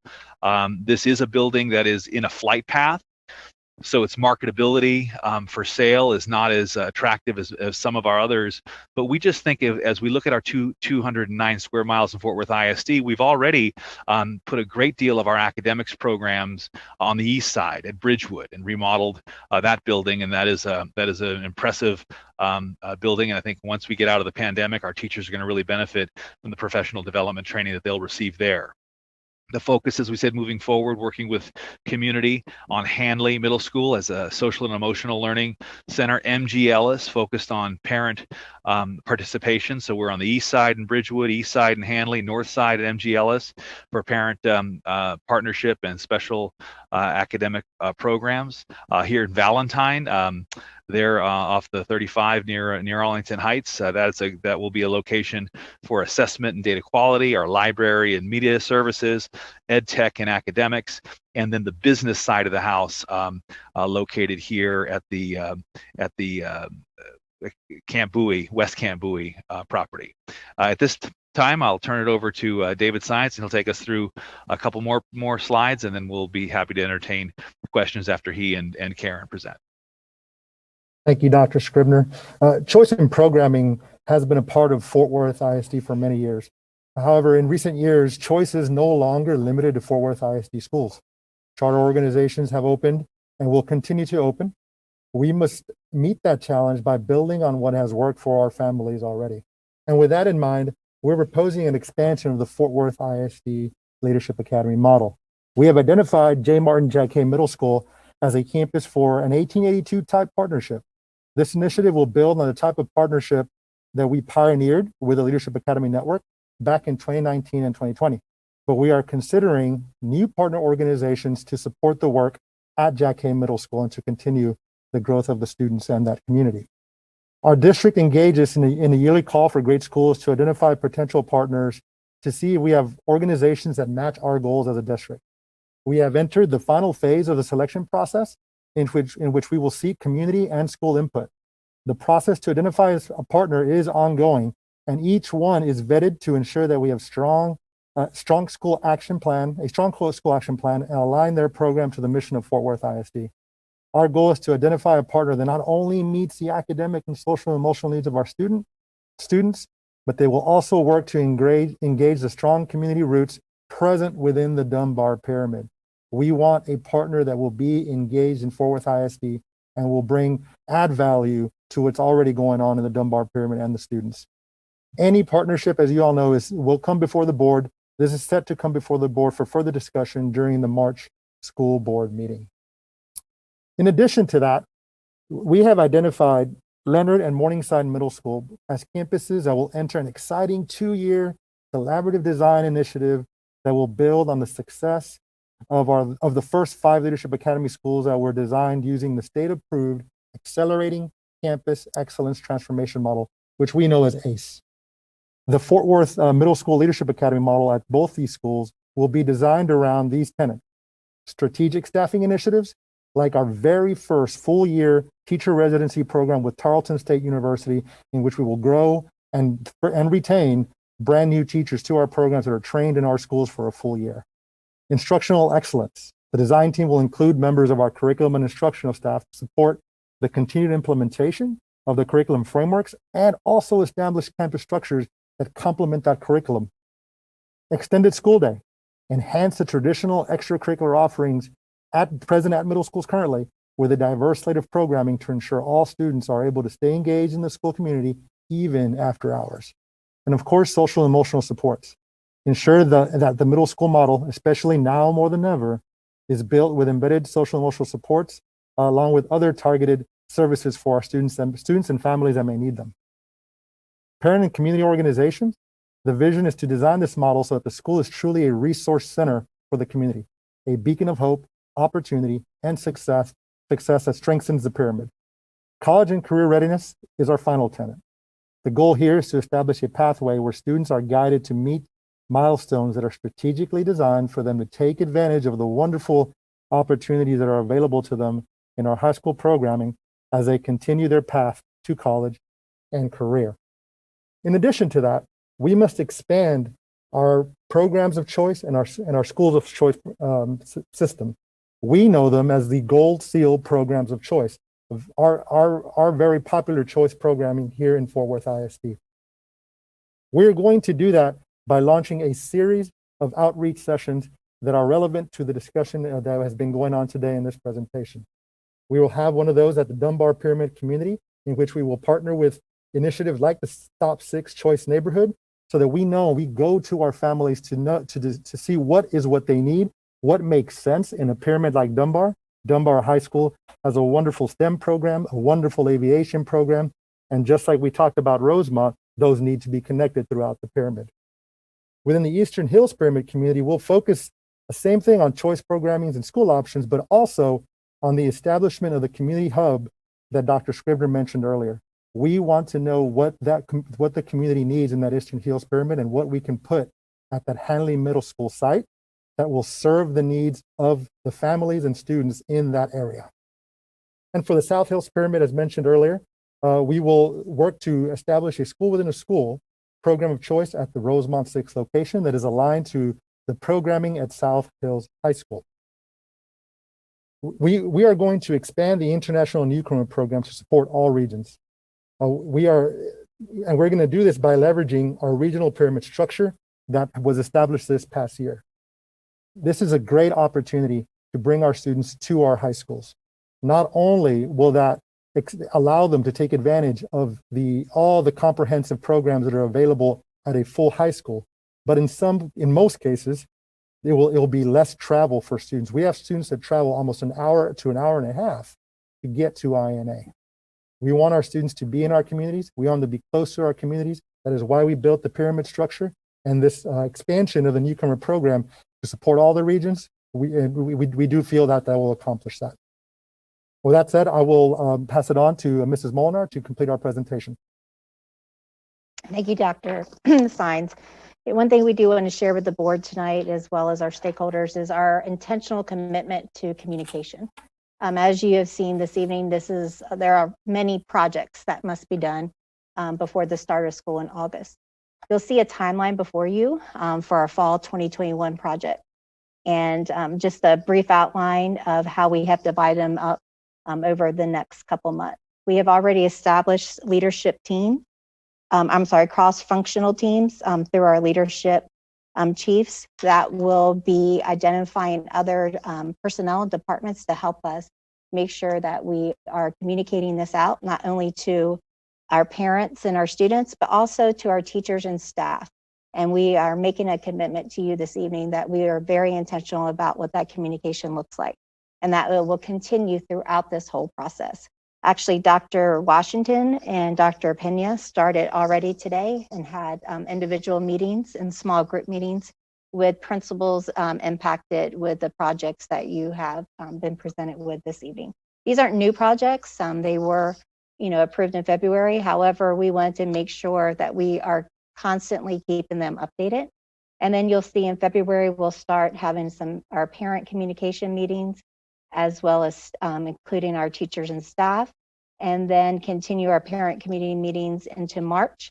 And then during the summer months, we of course will start with our campus and facility prep, as well as our moves and making sure that our campuses are ready to receive students the very first day of instruction. Our next slide, this is just important dates for parents. And as we get dates on the calendar, we will be going out to each pyramid that's impacted in every community, doing multiple meetings. And we'll have these dates also posted on our website, and we'll continue to update you, the board, as well as we have them, and invite you as well to join us during those meetings. At this time, we'll take any questions, President Ramos. Okay, we have questions or comments by trustee. We'll begin with Trustee CJ Evans. Thank you all very much for this. I am so pleased to see that we're expanding the leadership academies and that we're optimizing the benefits of Senate Bill 1882. All right, thank you. Next, we have Trustee Dar.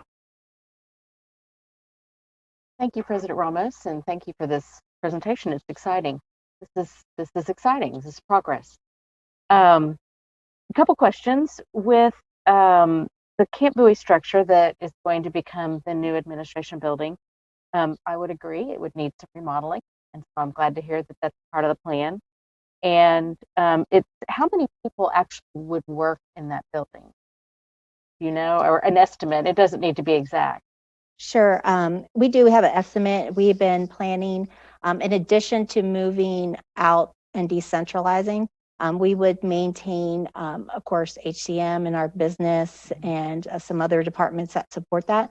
But we're very excited that this building allows us to create an employee hub. One of the things that we are really dedicated to do is to make sure that our employees can across the district can come up to this new building and be able to have a one-stop shopping.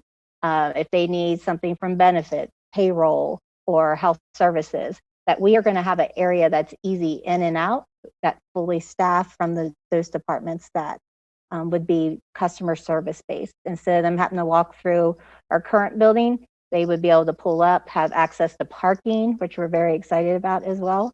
I can get you a firm number. We are still working through exact numbers and what the space will look like, but happy to continue to update the board with that. And if I may, Trustee Dar, so just in general terms, I would just say that if we have 400 people or so in the current central office, and we are spreading our staff out in 4 or 5 other buildings, that number would be dramatically lower. If I had to guess, I'd say somewhere between 100 and 150 employees at that central hub. Okay, so there's 160 parking places there currently. So will we be expanding the parking? There's room to expand that parking, because that is a big deal, and it's frustrating to come to the current administration building and not be able to find a place to park, and it keeps people away, and that's good. This is the people's administration building as well. This is probably a question for Dr. Sines. Can you explain a little bit more about the school within a school in the South Hills Pyramid, and the purpose of what that school within a school will be, what that will look like? Certainly, and the purpose is why we're going to have those community meetings, so we can determine the purpose and the type of school that will happen. So a school within a school model lives at a campus, and one of the perfect examples is our early college programming at South Hills. We have South Hills High School, and there is a subset of classes that forms our P-TECH program there. So we will do the same type of concept at a middle school campus like Rosemont. But with regards to the purpose and the programming, that's what the process will tell us, and that's what the information that we'll glean from meeting with our parents. Well, thank you. That leads me to my next comment, which is I really appreciate the emphasis on community involvement and getting that community feedback, because these are community schools. And if they're not meeting the needs of the community, then we are missing the mark. So I appreciate that you that focus is there. Have the dates for those community meetings been set on the calendar? They have not been set yet, but we will definitely get those out as quickly as we can this week, so that we can start promoting those. Okay, and will they be virtual meetings at this point, I would assume? Yes, ma'am. Okay, which is good, and Yes. those are more accessible for some people than they are in person, and vice versa. Yes, ma'am. The last question is, I've been getting some emails from constituents regarding when moves will be taking place, and I know that we've covered some of those with the South Hills, the North Side, the Eastern Hills Pyramids. Is there a calendar of all of the changes that we're expecting and when those are expected to take place that is in a format that can be shared with the general public? Sure, we do have a supplement, a boundary supplement that guides us, and we're happy. We'll take another glance at it this week, update it, and we can post it on our webpage as well. Okay, that'd be helpful. And I Yeah. would love to have a place where I can refer people to that is right there in print, that's very clear and understandable. So thank you very much for this presentation. Very nice presentation. Next, we have Trustee Robbins. Thank you, President Ramos. I also am really pleased to see the leadership academies move into the middle schools. They are so needful, and our success with the ones we've had so far is great, and I look forward to same kind of success of these 3 new schools, and hopefully we can keep doing more leadership academies just as fast as possible. They've been truly wonderful in terms of student achievement, so thank you for that. And then I'd like to ask Dr. Saines about a little bit more about the INA. Did I understand you to say that the INA kids will be at each high school in town, Sure. or just at certain high schools? Mr. Robbins, if I can help you with that, sir. It's another one of those processes where we want to get feedback from our community as well as our teachers and those that are involved with the program. We don't envision INA being a program at every high school campus, but what we do want to do is put those programs back closer to the home campuses of the students that are participating. One of the things that we've heard for the last several years, the amount of time our newcomers are spending on a bus and how far away they are having to go from their home to attend. So we're looking at more of the regional approach. We split our support into regions. We'll look at is there a potential for a campus location within each region so that our newcomers can attend school close to where they actually live. Like maybe 4 different regions or something? Okay. That's the thought right now, but we want to work with the INA community to make sure that's the best design before we come back with the final plan. Got you. And there'll be adequate input with them. That's really important with that. Yes, sir. Community. Yes, sir, without a doubt. Thank you. That's all. Okay, next we have Trustee Brookins. My question is about, so once COVID slows down a little bit, where would we be having our board meetings? Would we be rotating around to the different centers, which would be good because that way the community can come out in the different areas? We'd have more participation and attendance if that was the case. That's an excellent question, Trustee Brookins. There's probably two ways to answer that. One is the end game. Ultimately, we would envision having a very nice boardroom and easy access to Trustee Dar's point with sufficient parking out at West Camp Bowie. However, while the remodeling is going on, we're going to certainly need to have our board meetings biweekly throughout the year. So likely we would be temporarily, perhaps even for the up to a year, at the Bridgewood facility. But I like your idea too of, since we now are going to be decentralizing our central office, and some on the north side, some in East Fort Worth, some in the south and west, ultimately the opportunity to get closer to students and their families out in the community. But in the short term, likely we'll be at Bridgewood in East Fort Worth, and then ultimately we think the West Camp Bowie will likely be where we have our the business side and the governance side of our staff. Thank you. Thank you. Okay. Looks like those are all the questions or comments. I'm sorry. I had to raise my hand. I'm sorry. Trustee Phillips. Thank you very much. Yeah, I can't find a raise your hand feature here for some reason at the moment. So, but yes, thank you all for this presentation. Much like to being said, I guess one, I really do appreciate what Trustee Dahl was able to say about having the comprehensive spot to be able to go and just kind of being able to see everything in one location. Along with that, I truly do love the slides, how coherent they are, the ones with the pyramid feeders, where you can accurately just see, here's the high school, here's the middle schools, here's the elementary. I would love to be able to see a slide like that for each pyramid, for folks to just be able to go and know, if my kid is in this elementary, they go to this middle and they go to this high. So we'd love to be able to have that. Secondly, I would love to see this be a spark for us to be able to, for really just for camaraderie and pride purposes throughout the district, because things have been jumbled in so many ways.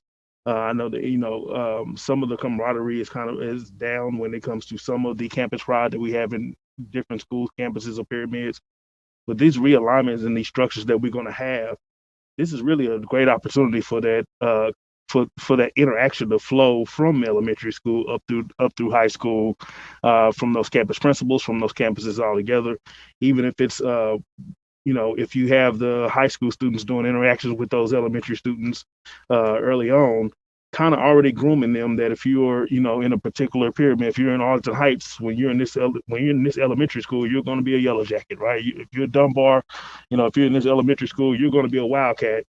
Kind of already having that embedded, because I think that would do so much for just the community pride itself, as well as for those young people looking forward to that high school, that middle school they're going to, now that they know that kind of straight shot that's going to happen. So I would love to see that happen as well.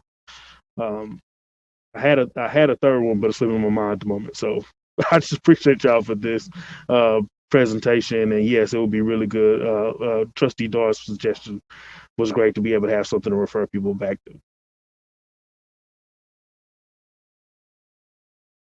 Okay. Is that it? Okay. Looks like no other questions or comments from the board. So appreciate you, Dr. Scribner, and the team. We will move on to discussion of consent agenda items. As board president, I'm making the following statement in accordance with board policy BBFA local. This is a reminder to all board members of the legal conflict of interest requirements and disclosure requirements you may have for matters under consideration on the agenda for this meeting. If required by law, board members shall recuse themselves from all discussion and shall abstain from voting on any matter pertaining to such a disclosure. Do we have any questions or comments concerning consent agenda item? Trustee Norman Robbins. Thank you, President Ramos. I'd like to request that we move item 8, C, and D from consent to off the consent agenda so we can have some discussion about that. Okay. Thank you. Noted. Thank you, Trustee Robbins. Next, we have Trustee Dar. Thank you, President Ramos. On the consent agenda this evening is the 2021-2022 calendar. I'm excited about this calendar. I'm especially excited to see that the start of school is again back at the middle of August. As far as the end date, I have a question about the last day of school on this calendar. Oh gosh, hold on, I had it all pulled up so nicely. And here it is. So so the last day of school is on the 27th. If there is no inclement weather, does that mean that we end on the 24th? Yes. No, the 25th. The 25th. Sure. Let me kind of explain it, Ms. Starr. Our Okay. student instructional days are measured in minutes, where Yeah. our teachers are measured in days. TA guidelines, we must include at least enough time for 2 weather days. Our current schedule, our current instructional minutes do not give us any extra days to build that in. So this year we're adding that to the end of our calendar. So we have to have it within the actual student instructional calendar. So we put it on the 26th and 27th, and then our last student day would be, if we need those days, would be the 31st. If we only need one day, everything backs up one day. If we don't need either of those 2 days, then the last student day would be the 26th, and the last teacher staff day would be the 27th. But we have to, by TA regulations, include them into our calendar that we submit. Okay. Thank you for that explanation. Yeah. And let's all pray for good weather. Yes, we love Texas. Yes. It can go either way in Texas. We never know what to expect. We never know. All right. Well, thank you for this calendar, for putting it together, and I'm excited about it. Okay, next we have Trustee CJ Evans. Thank you. And to just piggyback on the comment about the calendar, I know the DAC and the DIRC were really providing valuable feedback recently. So thank you to all the stakeholders who were involved in that. I had some auditory difficulties. I couldn't hear Trustee Robbins. What did he say? If I may, President Ramos, the request was to move consent agenda items 8C and D to action so we can have further discussion. Thank you.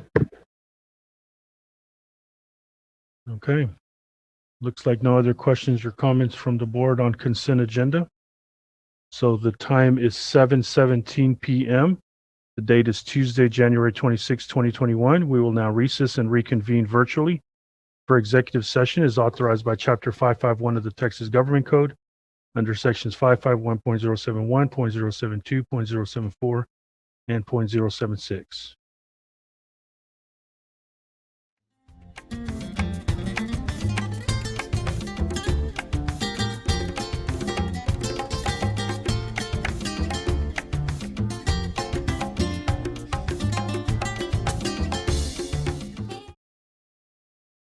Okay, looks like we have everyone on. We'll get started. In accordance with the open meetings law, the board opened the meeting at 5:30 p.m. in a private video conference and in person with a quorum present, recessed and reconvened open session virtually, adjourned regular session, convened executive session, adjourned executive session. It is now reconvened open session at 8:38 p.m. in the public virtual video conference with a quorum present. The trustees who are present in person are Trustee CJ Evans, Trustee Toby Jackson, Trustee Ann Dar, Trustee Norman Robbins, and Trustee Quentin Phillips, and myself, Trustee Jacinto Ramos Jr. We'll call and confirm that our friends are joining us online. Begin with District 4 Trustee Daphne Brookins. Present. Thank you. District 8 Trustee Ana Luebanos. Present. Great. And District 9 Trustee Ashley Paz. Present. Good deal. Looks like we're all present. We will move on to number 12, which is accepting consent agenda items with the exception of 8C and 8D. Do I have a motion accepting consent agenda items? Let me pull up my screen for hands raised. You little blue. So we have a motion by trustee CJ Evans. We have a second by trustee Ana Luebanos to accept consent agenda items minus 8C and 8D. I will now call on trustees to see if we have any discussion. Trustee Jackson, any discussion? No discussion, and I have no ability to raise my hand. Okay, noted. I'll make sure I look at you after from here on. District 3 trustee Quentin Phillip. No discussion. Trustee Brookins. No discussion. Trustee Evans. No discussion. Trustee Dar.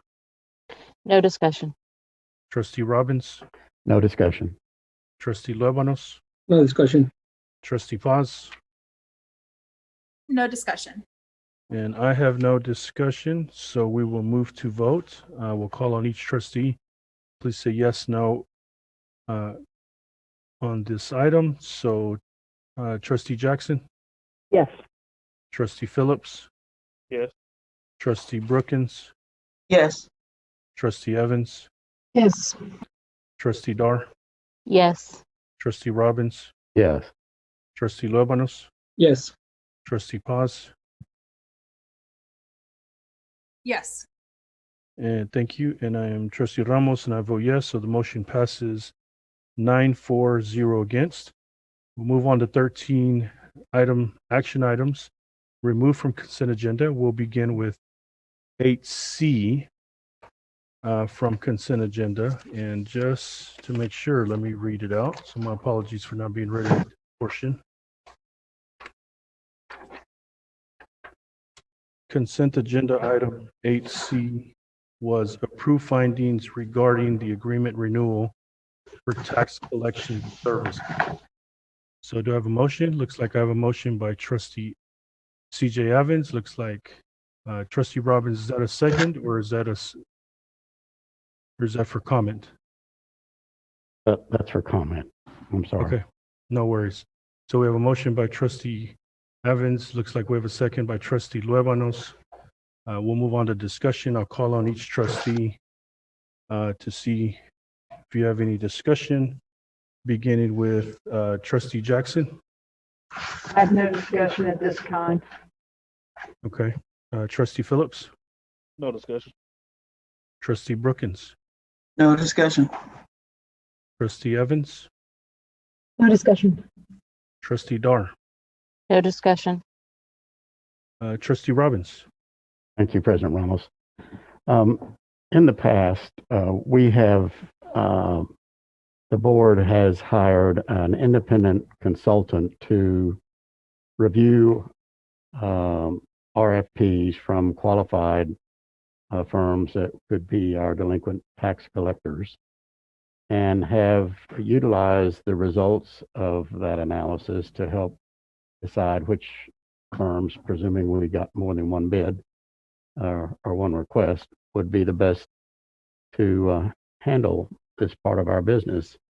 We have not done that kind of a review in, I think, over 10 years.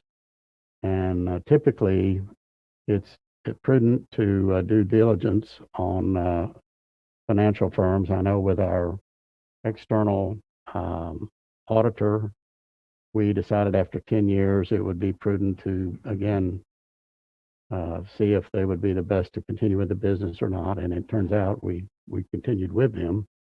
But I would ask my colleagues to consider the possibility of us, again, retaining an outside evaluator that is competent to review RFPs that we might receive for tax collection services going forward, and then utilize the results of that analysis in making our decision on what firms we would like to do business with going forward.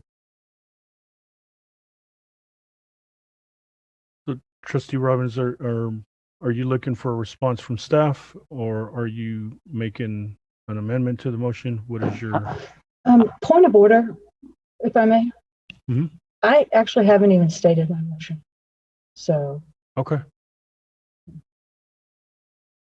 Do we Okay. want to go there or Norm? Yes. Please do so. Okay, my motion is to approve the findings regarding the agreement renewal for tax collection services and to approve the addendum exercising option to renew agreement for tax collection service. Okay, so we have a motion to approve 8C and 8D. Is that correct? Okay, and then Can I make an alternative motion? Okay. Well, let's wait to see if we get a second on that motion. Okay. okay. So we have a motion by Trustee CJ Evans to approve, as she stated, 8C and 8D. Have a second by Trustee Toby Jackson. So I'll go to make sure we'll go for discussion again. I'll call on each trustee, see if you have any discussion. We'll begin with Trustee Jackson. Any discussion? No discussion at this time, sir. Okay. Trustee Phillips? And so 8C and 8D as currently constructed within the agenda, right? Nothing different. No, I'm good. There you go. Correct.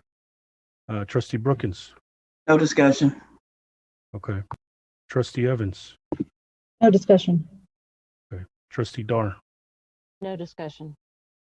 Trustee Robbins? I'd like to make an alternative motion, if that's appropriate. Amended motion. Yes, sir. Amended motion that that the board retain an outside independent consultant to evaluate RFPs for our delinquent tax collection services. Okay. So we have an, I'll second. okay. So, Mr. Board President, just and members of the board, just so I could explain this process before it gets a little confusing. So there was a motion made by Trustee Evans and a second by Trustee Jackson to approve the recommendation on the agenda. And then Mr. Robbins made an amended motion to retain an independent consultant to review RFQs. So at this point in time, because you have an amended motion and a second, the board's going to vote on the amended motion. If the board votes to pass that amended motion, then it becomes the main motion, and the board would have to vote again to approve that motion if the amendment passes. We good? Yes, sir. Appreciate that. So we're voting on the amendment. Yes, right now it would be a vote on the amendment. And if that fails, then we go back to the main motion, which would be Trustee Evans' motion. Okay, so that we stay in order, we have an amended motion by Trustee Robbins. I heard a second by Trustee Paz. So now, do we continue discussion, legal counsel, or do we go to vote? I would just ask if anybody has discussion as opposed to go down the line. Okay, so if you have any discussion on the amended motion, please use the raise your hand feature or let me know if you have commentary on this. So we have comment or question by Trustee Evans.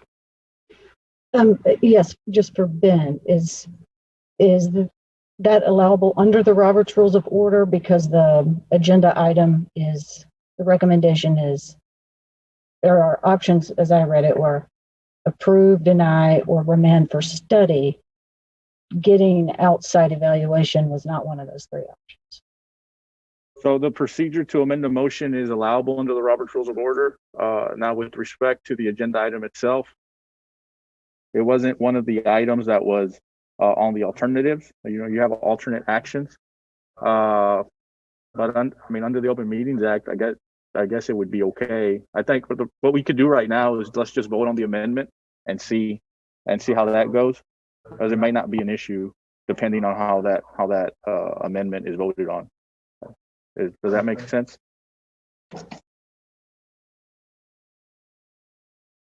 So my recommendation is we vote on the amendment to see if the amendment becomes the main motion. Okay, so what I'm going to do is I'm going to call in each trustee. Please say yes, no, or abstain on this one. Beginning with Trustee Jackson, voting on the amended motion by Trustee Robbins and seconded by Trustee Paz. President Ramos, if I may, we didn't have discussion on the amended motion, though. We had discussion on the original. That's when I suggested that you just ask questions you want. Supposed to go down the line. Right, and then Trustee Evans said something, but we didn't close that part out. You still don't have access to the raise your hand feature? I don't. Sorry. So trustee Phillips, before we take a vote on that motion. Okay. So, yeah, so voting on this now would be to withhold the vote in order to get an independent person or company to be able to take it. The vote on this is to make Close all microphones if they're not talking. technically this vote would be to make trustee Robbins. Sorry, that's my fault. Technically, what this vote would be to make the amended motion made by trustee Robbins the main motion. So if this vote passes on the amended motion, then we'd have to take another vote on that motion because it would become the main motion. And the motion made by trustee Evans and the second by trustee Jackson would be amended to the motion that Mr. Robbins made, that trustee Robbins made. Yeah, it's fun. Robert's Rules of Order. So if I vote yes, I am voting what? You're voting to make trustee Robbins' motion the main motion up for discussion and for consideration by the board. And if I vote no, then the amendment fails. The original, yes, it fails, and then we go to the original one that trustee Evans. Yes, sir. All right, just gotta have clarification. All right, there we go. Okay, trustee Dar.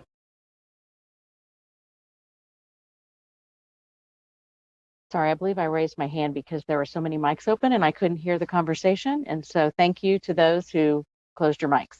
I should have lowered my hand. I apologize. Okay, so we will vote on the amended motion to become the main motion. So voting yes would make this the main motion, nullifying the one made by trustee Evans and seconded by trustee Jackson. So I will go in order to see if you vote yes, no, or abstain. Trustee Jackson. No. Trustee Phillips. No. Trustee Brookins. No. Trustee Evans. No. Trustee Dar. No. Trustee Robbins. Yes. Trustee Luebanos. No. Trustee Paz. Yes. And I'm trustee Jacinto Ramos Jr. and I'll vote no. So the substitute motion or the alternative motion fails 2-7. So now we go back to the motion made by trustee CJ Evans and seconded by trustee Jackson.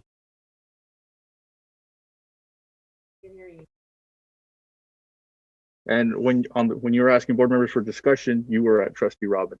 So then we can move on to the next trustee. Thank you for that heads up. So we'll continue with the original motion by trustee Evans. We'll continue discussion. Trustee Luebanos, do you have any discussion? No discussion. Trustee Paz, do you have any discussion? Nope. And I don't have any discussion. So we will move on to vote on 8C and D. We'll call on each trustee. Trustee Jackson. Sorry. Yeah.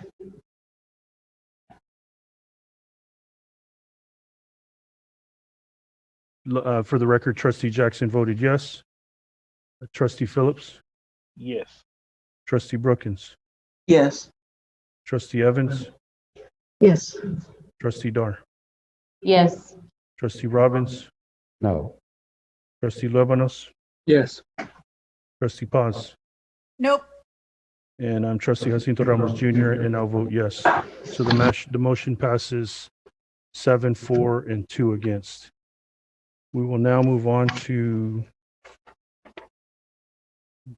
we do not have 14A. We do not have 14B. And we do not have 14C. So we move on to 14D, which is discussion and action to approve workforce solution of Tarrant County contract amendment. Do I have a motion? I have a motion by trustee Robbins. Do we have a second? We have a second by trustee Evans. I'll call on each trustee just in case we have any discussion. Trustee Jackson, No discussion. Trustee Phillips, No discussion. Trustee Brookins, No discussion. Trustee Evans, No discussion. Trustee Dar, No discussion. Trustee Robbins, No discussion. Trustee Luébanos, No discussion. Trustee Paz, No discussion. and I have no discussion, so we'll move to vote. Please say yes, no, or abstain when I call on your name. Trustee Jackson,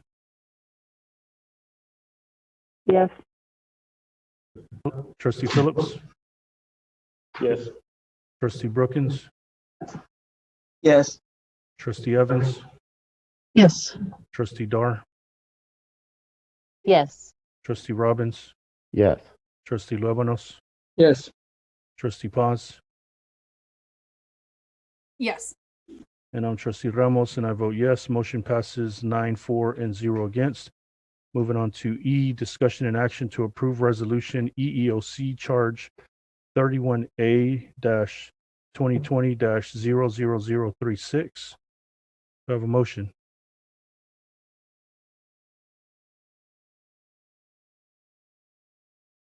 We have a motion by Trustee Jackson. And it looks like we have a second by Trustee Evans. Move on to discussion. Trustee Jackson, any discussion?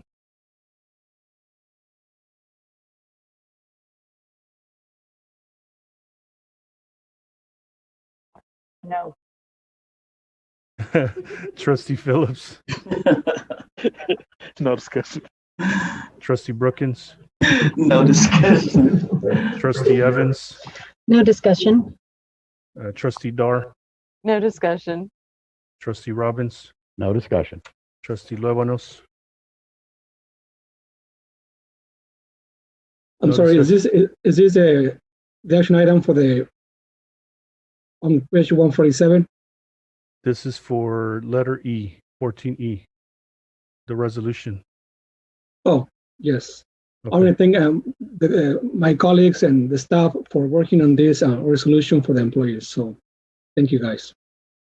Thank you, Trustee Luébanos. Trustee Paz? This is discussion, right? Correct. Yes, no discussion. Okay. And I have no discussion, so we'll move to vote. Please say yes, no, or abstain.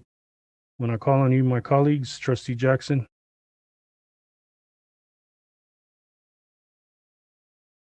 Yes. thank you, Trustee Phillips, Yes. Trustee Brookins, Yes. Trustee Evans, Yes. Trustee Dar, Yes. Trustee Robbins, Yes. Trustee Luébanos,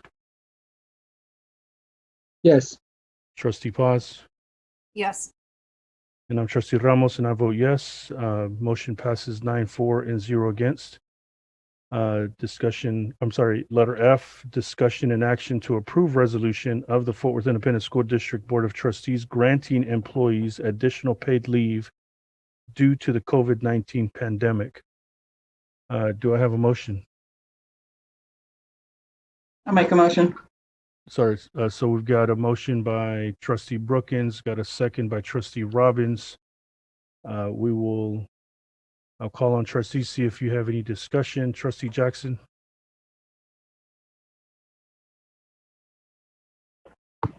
I do have a discussion. I have a loaner computer and it doesn't work very well. The answer is no other discussion. Okay. Trustee Phillips? No discussion. Trustee Brookins? No discussion.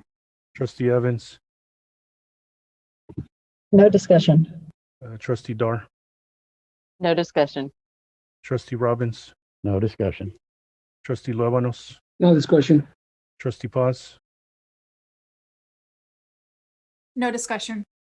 And I'm Jacinto Ramos Jr., and I have no discussion. We will move to vote. Please say yes, no, or abstain. Trustee Jackson? Yes. Trustee Phillips? Yes. Trustee Brookins? Yes. Trustee Evans? Yes. Trustee Dar?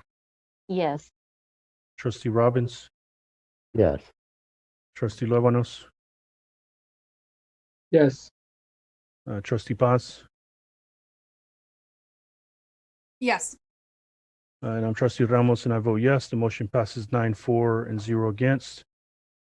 Moving on to letter G, discussion. Mr. Board President, if I could, just 2 points of clarification on that. On that item, could Trustee Evans read that resolution just so the public knows what it is? And then on the items prior where we had the amended motions and stuff, just clarification for the people taking down the minutes. The motion was to approve both items, the findings and the extension. Just so we're all aware of that. Okay, good. Right, okay. The resolution of the Board of Trustees of the Fort Worth Independent School District granting employees additional paid leave due to the COVID-19 pandemic. Whereas the Fort Worth Independent... It's not working. Where's it me? Okay. Oh, sorry.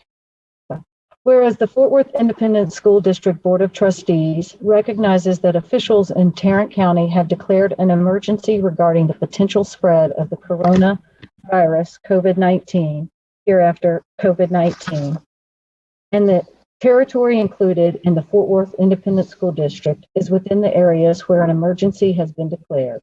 And whereas on March 13, 2020, the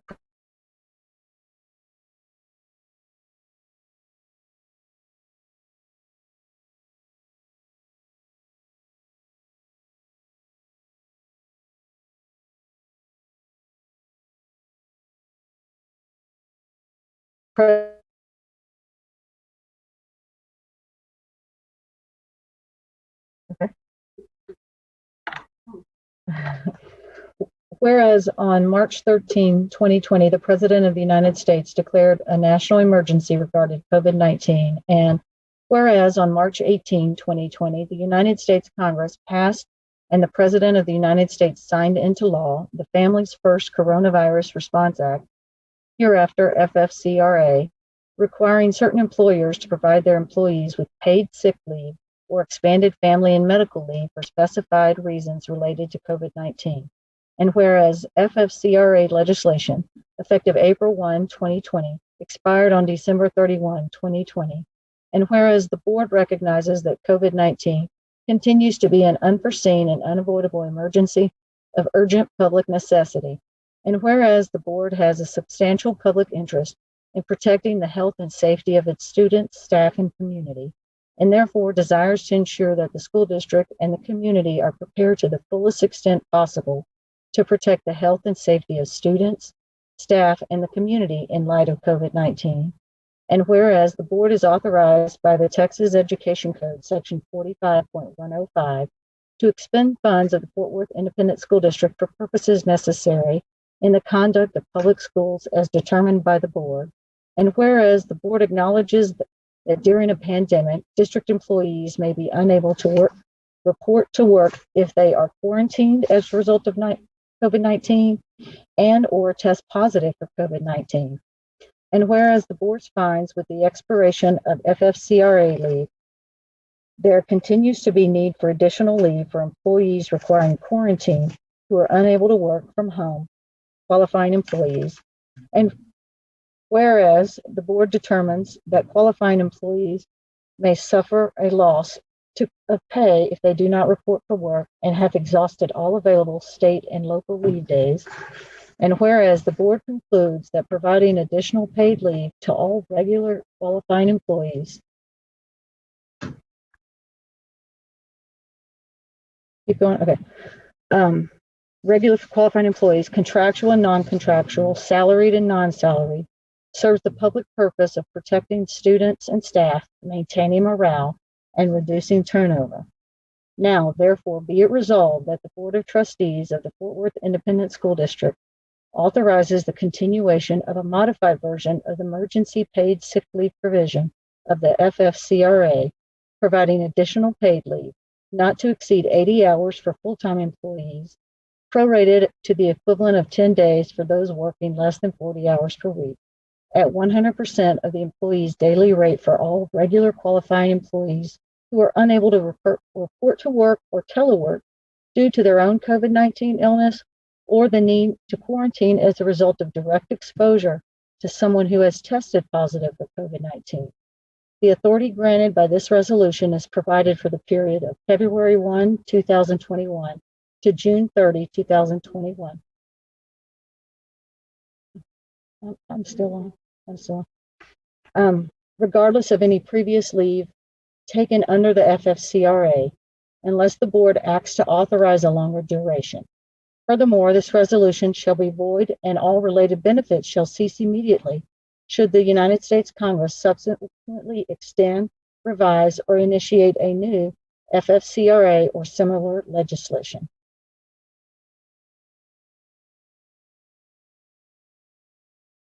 Okay.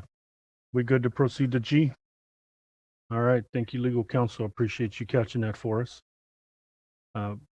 G is discussion and action to approve resolution of the Board of Trustees of the Fort Worth Independent School District authorizing lease of real property and mineral interests. Let me pull up my screen. Do I have a motion? I have a motion by Trustee Toby Jackson. Do I have a second? I have a second by Trustee Robbins. Any discussion? Let's try to save some time. Either raise your hand here or raise a blue hand. If there's any discussion. No discussion over here. Any discussion from our friends online? Looks like no discussion, so we'll move to vote. Please say yes, no, or abstain when I call your name. Trustee Jackson, Yes. Trustee Phillips, Yes. Trustee Brookins, Yes. Trustee Evans, Yes. Trustee Dar, Yes. Trustee Robbins, Yes. Trustee Luevanos, Yes. Trustee Paz, Yes. and Trustee Ramos, and I vote yes, so the motion passes 9-4 and 0 against. Moving on to letter H, discussion and action to approve purchase and sell agreement for the sale of 3 acres of land at the northwest corner of Wichita Street and I-20, Fort Worth, Texas 76119, excluding mineral rights. Do I have a motion?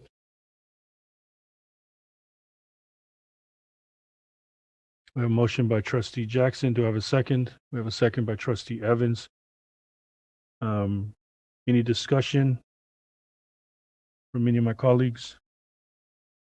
Looks like no discussion. We'll move to vote. I'll call on you, my colleagues, ask you to vote yes, no, or abstain on the item. Trustee Jackson, Yes. Trustee Phillips, Yes. Trustee Brookins, Yes. Trustee Evans, Yes. Trustee Dar, Yes. Trustee Robbins, Yes.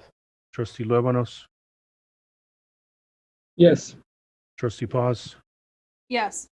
and I'm Trustee Ramos, and I vote yes. Motion passes 9-4 and 0 against. Moving on to item I, which requires the meeting in closed session, but we will go ahead and have comments from the board and superintendent on current district activities and announcements prior to moving to closed session. Is that correct on the script, legal counsel? If after the superintendent's comments, that item on the agenda, we could take a 3-minute recess just so I could convene with the administration's council on that really quickly, if the board's okay with it. Okay, thank you. So we'll go on to superintendent and board district activities and comments. Call on each one of you, see if you have any, and then we'll come back to letter I after a 3-minute break. Trustee Jackson, any comments? No, thank you. Trustee Phillips, No comment. Trustee Brookins, No comments. Trustee Evans. Yes, thank you. I would like to thank Principal Sarah Weeks for inviting me to the Arlington Heights varsity basketball games on January 15th. We played Trimble Tech and both schools showed up double overtime for the girls' teams. And during the games, I got to visit with administrators, teachers, and parents from within the whole pyramid. And I just want to thank everyone from the executive director on for the great work being done in the Heights pyramid. All right, Trustee Dar. Thank you, President Ramos. I do want to recognize the loss of the Tanglewood community of Mr. Alex Williams, who served as the security officer for 27 years in that community. Mr. Williams was beloved, and he will continue to be beloved. He was the heart of that school, and he will be remembered very fondly by many. Lots of words have been shared, lots of tears have been cried. But what I know for sure is that Mr. Williams lives on in the Tanglewood community.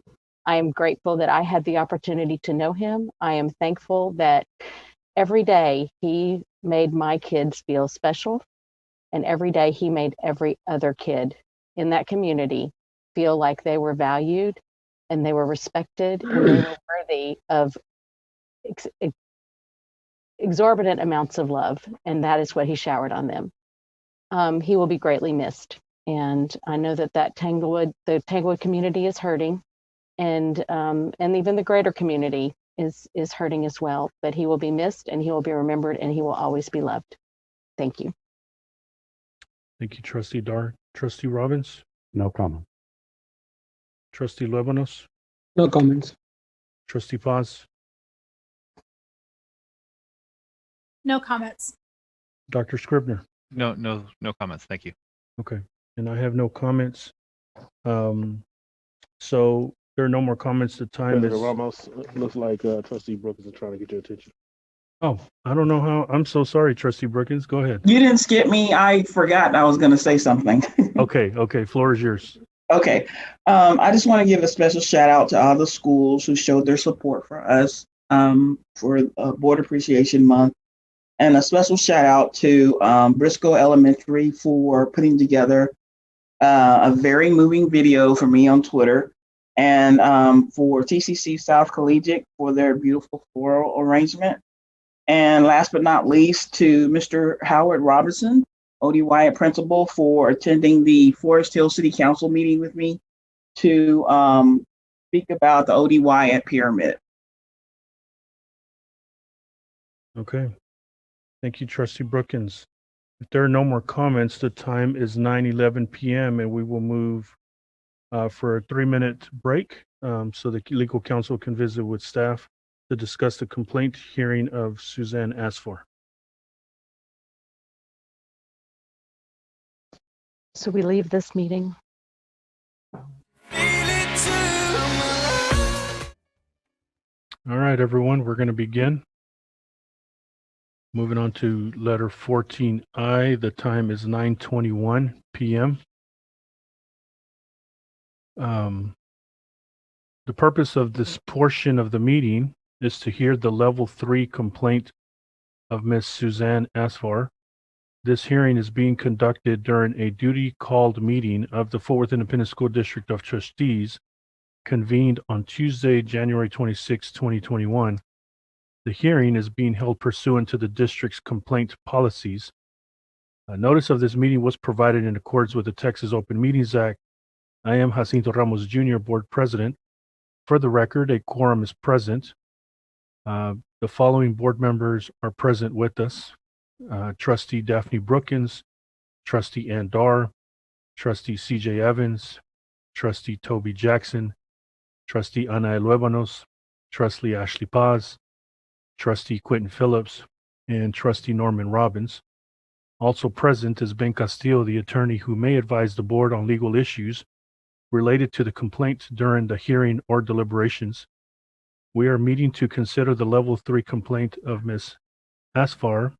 Ms. Asfor, would you and any representative here with you please state your name for the record?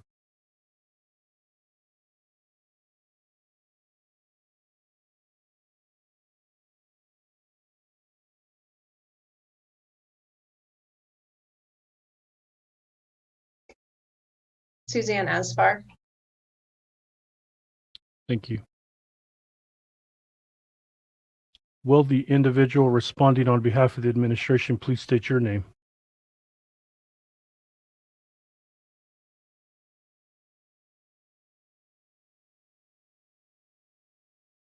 President Ramos, we have Neil Bonavita. I believe they're moving him over. Okay. All righty. I will now, while we wait for Neil to join us, I will now ask each member of this board whether he or she is able to serve as an impartial member of this body and to arrive at a decision based solely upon the record in this matter and information presented at this meeting. and not on any other information. Sorry, hold on, I've got an echo.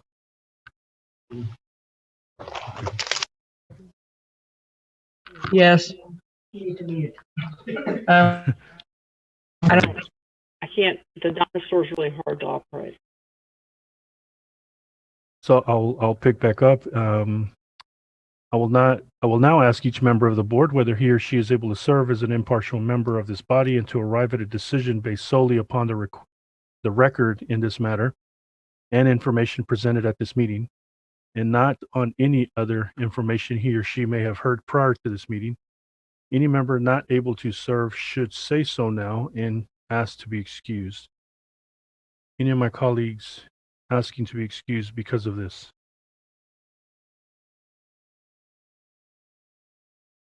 Looks like none. So next part is a recording of this hearing must be made. Please avoid talking when others are speaking so that the recording will reflect the proceedings accurately. This hearing will be conducted in open session as follows. Ms. Asfar and the administration will each have a total of 10 minutes to make their presentations to the board. This is not a formal legal proceeding, so no strict rules of evidence or procedure will apply. Also, there is no cross-examination. The board is not required to consider documentation or claims not previously submitted or issues not previously raised. There will be an opportunity for the board members to ask questions. However, board members are not subject to questioning by the complainant, administration, or legal counsel. If at any time during this hearing, the board determines that discussion of specific district personnel related to this complaint should be addressed in closed session, then the board may elect to recess to closed session at that time. As the complainant, Ms. Asfar, you will be first. Mr. Castillo will keep the time for the presentation and will notify you when you have 2 minutes remaining. Or would you prefer some other type of minute marker?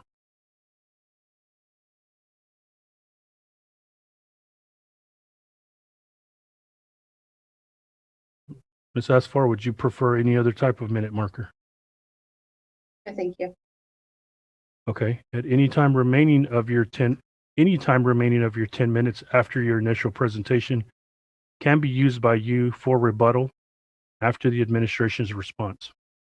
The administration's presentation will follow Ms. Asfar's initial presentation. Mr. Bonavita, Mr. Castillo, will notify you when you have 2 minutes remaining, or would you prefer some other type of minute marker? No, sir. Okay, so any time remaining of your 10 minutes after your initial response can be used by you for rebuttal after Ms. Asfar's rebuttal. Following the presentations, the board will meet in closed session with its attorney for advice and may then return to open session to deliberate and take action, if any. Does anyone have any questions or initial procedural matters that need to be discussed? Mr. Board President and members of the board and Ms. Asfar, just a little bit of housekeeping pursuant to Fort Worth ISD Board Policy GF Local. Our policy does state that if a complaint does involve an employee, that we shall recess into closed session. So I just to put the board on notice, if the grievance does bring up a specific district employee, I would advise that we go immediately into closed session to hear the rest of the complaint. Okay, thank you. Ms. Asfar, you may proceed with your presentation and your 10 minutes will begin now. Okay, thank you for your time. I know it's late, so bear with me. With the understanding that all of the trustees have had the chance to read and review my grievance statement, Dr. Krockmall's article, and the level 1 hearing transcript, I would like to focus my statements now on Ms. Breed's response to the hearing, which did not effectively address this grievance. First, however, I will summarize. Mr. Board President, because the agreement is complaining about a district employee's response and decision, I would advise that we recess into closed session to conduct this hearing. Okay, I appreciate that. So the time. Ms. Asfar, they will share with you a separate link where you may log on. Okay, the time is 9:28. We will go into closed session.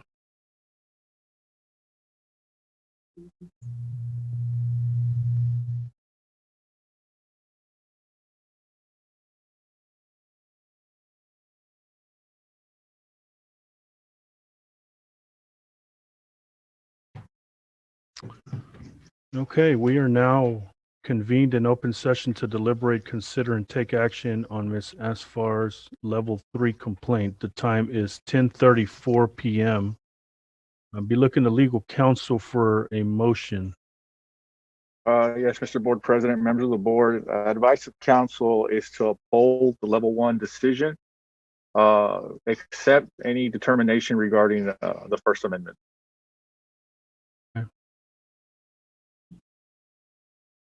Do I have a trustee accepting that motion? So move. President, Do we have a motion by trustee Paz? Do I have a second? second. We have a second by trustee Phillips. I'll call on each trustee for any discussion. Trustee Jackson? She has no discussion and her device has died, but she is here present with us. Trustee Phillips? No discussion. Trustee Brookins? No discussion. Trustee Evans? Yes, can I ask staff to give us a recommendation on whether we should adopt terms for the board-appointed community members for the Racial Equity Committee, something that is consistent with and aligned with the procedures of our other board-appointed committees like the DAC and the DIRC and the SHEF?